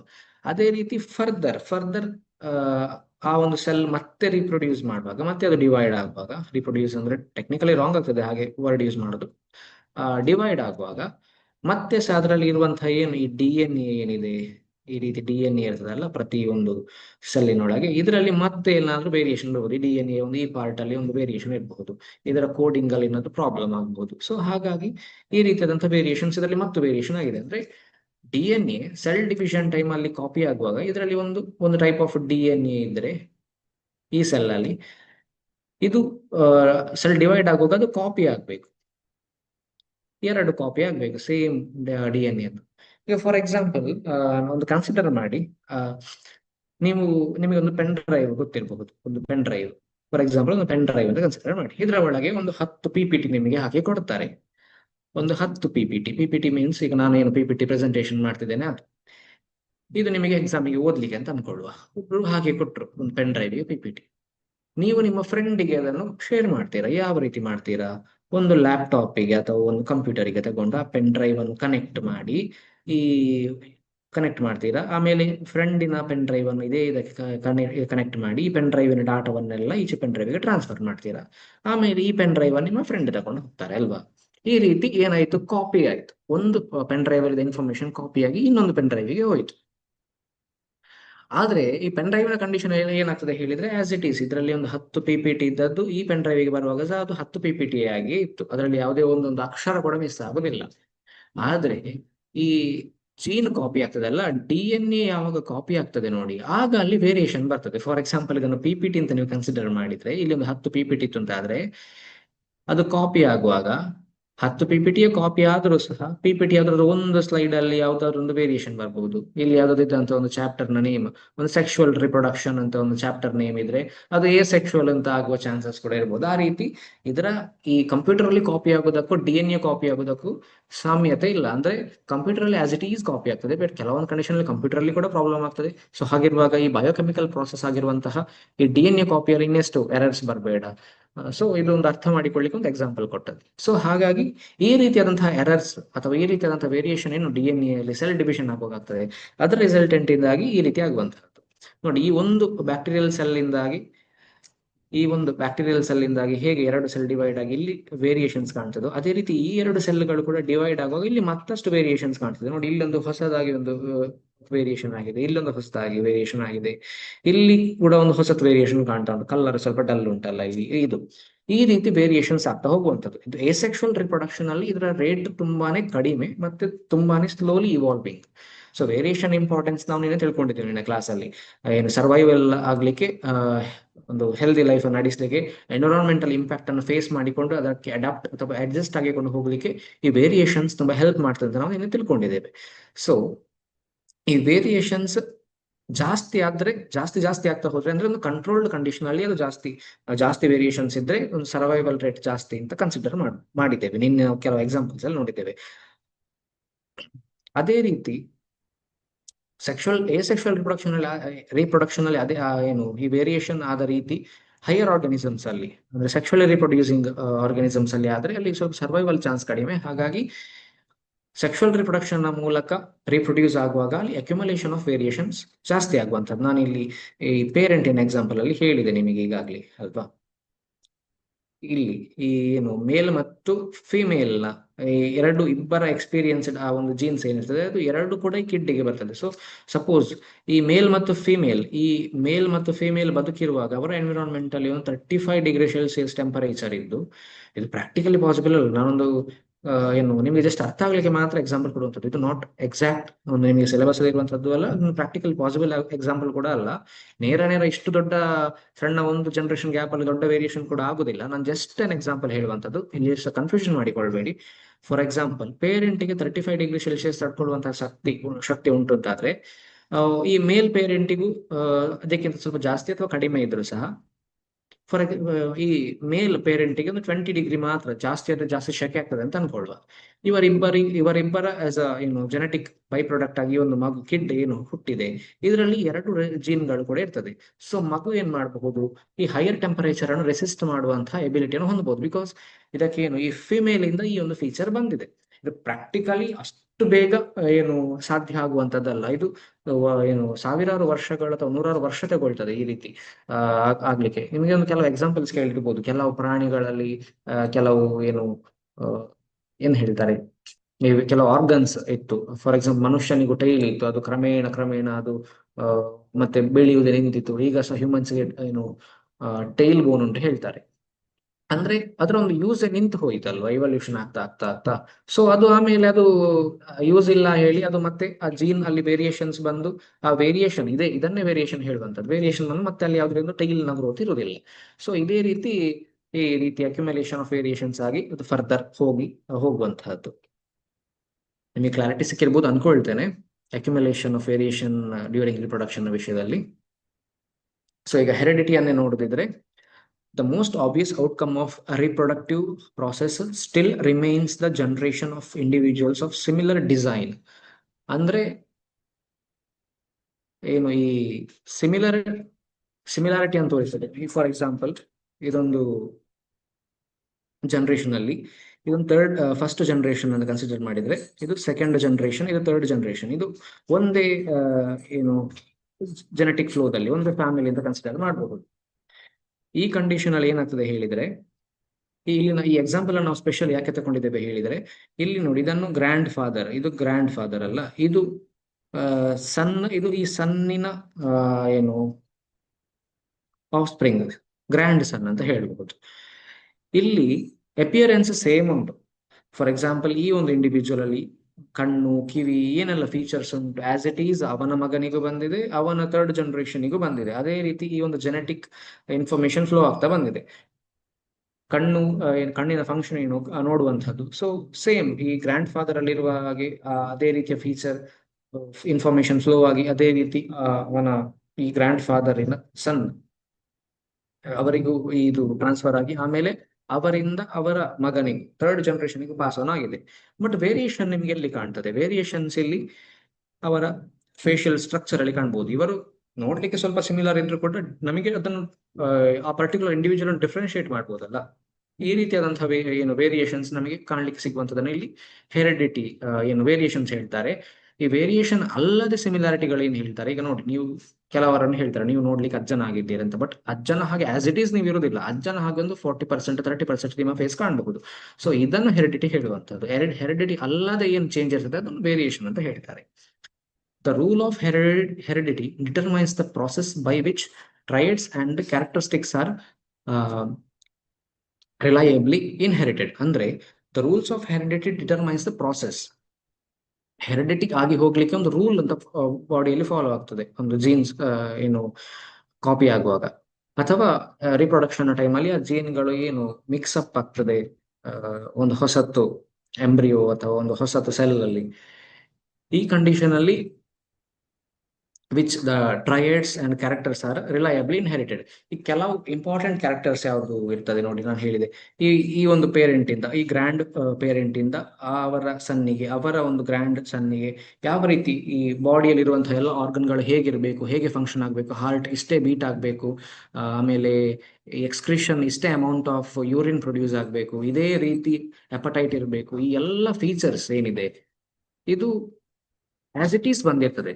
ಅದರಲ್ಲಿ ಆಮೇಲೆ ಏನು ರೋಗ ಬರುವಂತಹದ್ದು, ಡಿಫೆಕ್ಟ್ ಆಗುವಂತಹದ್ದು ಅದು ಬೇರೆ ವಿಷಯ, ಅದು ಎನ್ವಿರಾನ್ಮೆಂಟಲ್ ಫ್ಯಾಕ್ಟರ್ಸ್, ಅದು ಆಮೇಲೆ ಆಗುವಂತಹದ್ದು. ಬಟ್ ಇದರಲ್ಲಿ ಆಗುವಂತಹ ಇದೆಲ್ಲ ಏನು ಜೆನೆಟಿಕ್ ಇನ್ಫಾರ್ಮೇಶನ್ ಥ್ರೂ ಫ್ಲೋದಲ್ಲಿ ಬಂದಿರುವಂತದ್ದು. ಇದನ್ನು ಅಲ್ಲದೆ ಕೆಲವು ವೇರಿಯೇಷನ್ಸ್ ಇರ್ತದೆ ಅಲ್ಲ, ಮುಖ ನೋಡ್ಲಿಕ್ಕೆ ವೇರಿಯೇಷನ್ ಇರ್ತದೆ, ಮುಖದಲ್ಲಿ ವೇರಿಯೇಷನ್ ಇರ್ಬೋದು ಅಥವಾ ಬೇರೆ ಬೇರೆ ವೇರಿಯೇಷನ್ಸ್ ಏನ್ ಕಾಣ್ತಾರೆ. ಸೊ ಇದನ್ನು ಇಲ್ಲಿ ಡಿಫ್ರೆನ್ಸ್ ಮಾಡಿ ಹೇಳಿದ್ದಾರೆ. ಮತ್ತೆ ಈ ಡಿಫ್ರೆನ್ಸ್ ಮಾಡಿ ಹೇಳಿದ್ದು based on the rules of heredity ಹೇಗೆ ಪಾಸ್ ಆನ್ ಆಗಿ ಹೋಗ್ಬೇಕು ಅಂತ ಹೇಳಿದ್ರಲ್ಲಿ. ಇನ್ಹೆರಿಟೆಡ್ ಟ್ರಯಾಡ್ಸ್ ಅಂದ್ರೆ a triad in genetics is a specific characteristics of an individual that can be inherited such as eye color, height or susceptibility to a certain disease. ಈ inherited ಟ್ರಯಡ್ಸ್ ಅಂದ್ರೆ ನಾನು ಈಗಾಗಲೇ ಹೇಳಿದೆ, ಇದು ಇನ್ಹೆರಿಟೆಡ್ ಆಗಿ ಹೋಗುವಾಗ ಈ ಐ ಕಲರ್ ಮತ್ತೆ ಹೈಟ್ ವೈಟ್ ಇದು ಮಾತ್ರ ಇನ್ಹೆರಿಟೆಡ್ ಆಗುದಷ್ಟೇ ಅಲ್ಲದೆ ಅದರಲ್ಲಿ ಕೆಲವು ಸರ್ಟೆನ್ ಡಿಸೀಸಸ್ಗಳು ಕೂಡ ಚಾನ್ಸಸ್ ಇರ್ತದೆ ಪಾಸ್ ಆಗಿ ಹೋಗುವಂಥದ್ದು. ಫಾರ್ ಎಕ್ಸಾಂಪಲ್, ಕೆಲವರಿಗೆ ಅಸ್ತಮ ಇರಬಹುದು, ಕೆಲವರಿಗೆ ಹಾರ್ಟ್ ಪ್ರಾಬ್ಲಮ್ ಇರಬಹುದು, ಇನ್ಫ್ಯಾಕ್ಟ್ ಕ್ಯಾನ್ಸರ್ ಕೂಡ ಇರಬಹುದು. ಕೆಲವೊಂದು ಫ್ಯಾಮಿಲೀಸ್ ಅಲ್ಲಿ ನೀವು ಹೇಳುದು ಕೇಳಬಹುದು, ಅವರಿಗೆ ಕ್ಯಾನ್ಸರ್ ಆಗಿದೆ, ಅವರ ಗ್ರ್ಯಾಂಡ್ ಪೇರೆಂಟ್ ಕ್ಯಾನ್ಸರ್ ಇತ್ತಂತೆ ಅಂತ ಹೇಳುವಂಥದ್ದು. ಸೊ ಇದು ಆ ಒಂದು ಪರ್ಟಿಕ್ಯುಲರ್ ರೋಗಗಳು ಕೂಡ because of the defect jeans, grand parent ಅಲ್ಲಿ ಇರುವಂತಹ ಡಿಫೆಕ್ಟೆಡ್ ಜೀನ್ಸ್ ಅಲ್ಲಿ ಇದ್ದಂತಹ ರೋಗಗಳ ಆ ಒಂದು ಏನು ಜೆನೆಟಿಕ್ ಇನ್ಫಾರ್ಮೇಶನ್ ಕೂಡ ಪಾಸ್ ಆನ್ ಆಗಿ ಅದು ಯಾವ್ದಾದ್ರು ಒಂದು ಜನರೇಷನ್ ಅಲ್ಲಿ ಎಕ್ಸ್ಪ್ರೆಸ್ ಆಗುವಂಥದ್ದು ಕೂಡ ನೋಡಬಹುದು ನಾವು. ಅದನ್ನು ಇಲ್ಲಿ ಹೇಳಿದ್ದಾರೆ. These characteristics are determined by genes. ಅದೇ ನಾನು ಈಗಾಗಲೇ ಹೇಳಿದಾಗೆ ಇದನ್ನು ಏನು ಜೀನ್ಸ್ ನ ಮೇಲೆ ಡಿಪೆಂಡ್ ಆಗಿರುವಂಥದ್ದು. But can also be influenced by environmental factors. ಇದು ಜೀನ್ಗಳ ಮೇಲೆ ಡಿಪೆಂಡ್ ಆಗುವಂಥದ್ದು ಅಲ್ಲದೆ ಎನ್ವಿರಾನ್ಮೆಂಟಲ್ ಫ್ಯಾಕ್ಟರ್ಸ್ ಮೇಲೆ ಕೂಡ ಡಿಪೆಂಡ್ ಆಗ್ಬೋದು. ಫಾರ್ ಎಕ್ಸಾಂಪಲ್, ಒಂದು ವ್ಯಕ್ತಿಗೆ ಸ್ಕಿನ್ ಕ್ಯಾನ್ಸರ್ ಆಯ್ತು ಅಂತ ಅನ್ಕೊಳ್ಳುವ, ಅವರಿಗೆ ಸ್ಕಿನ್ ಕ್ಯಾನ್ಸರ್ ನ ಕಾಸ್ ಆಗುವಂತಹದ್ದು ಅವರಿದ್ದಂತ ಪ್ಲೇಸ್ ಅಲ್ಲಿ ಎಲ್ಲರೊಂದು ಹೆವಿಲಿ ಯುವಿ ಲೈಟ್ ನ ಎಕ್ಸ್ಪೋಸ್ ಆಗಿರುವಂತಹದ್ದು, ಹೈಲಿ ಯುವಿ ಲೈಟ್ ಎಕ್ಸ್ಪೋಜರ್ ಇಂದಾಗಿ ಅವರಿಗೆ ಕ್ಯಾನ್ಸರ್ ಆಯ್ತು ಅಂತ ಅನ್ಕೊಂಡ್ರೆ, ಸೊ ಅದು ಅವರಿಗೆ ಜೆನೆಟಿಕಲಿ ಬಂದದಲ್ಲ, ಅದು ಆ ಪರ್ಟಿಕ್ಯುಲರ್ ವ್ಯಕ್ತಿಗೆ ಎನ್ವಿರಾನ್ಮೆಂಟ್ ಇಂದ ಆಗುವಂತಹದ್ದು. ಸೊ ಇದನ್ನು ಇದು ಈ ಡಿಸೀಸಸ್ಗಳು ಬರೇ ಜೆನೆಟಿಕ್ ಮಾತ್ರ ಅಲ್ಲ, ಎನ್ವಿರಾನ್ಮೆಂಟ್ ಫ್ಯಾಕ್ಟರ್ ಗಳ ಮೇಲೆ ಕೂಡ ಡಿಪೆಂಡ್ ಆಗ್ತದೆ ಅಂತ ಈ ಸ್ಟೇಟ್ಮೆಂಟ್ ಅಲ್ಲಿ ಹೇಳಿದ್ದಾರೆ. An individual's complete set of trait is known as phenotype. Phenotype, ನಾನು ಒಂದೆರಡು ಕಡೆ ವರ್ಡ್ ಅನ್ನು ಯೂಸ್ ಮಾಡಿದ್ದೆ ನಿನ್ನೆ ಎಲ್ಲ, ಫಿನೋಟೈಪ್ ಅಂತ.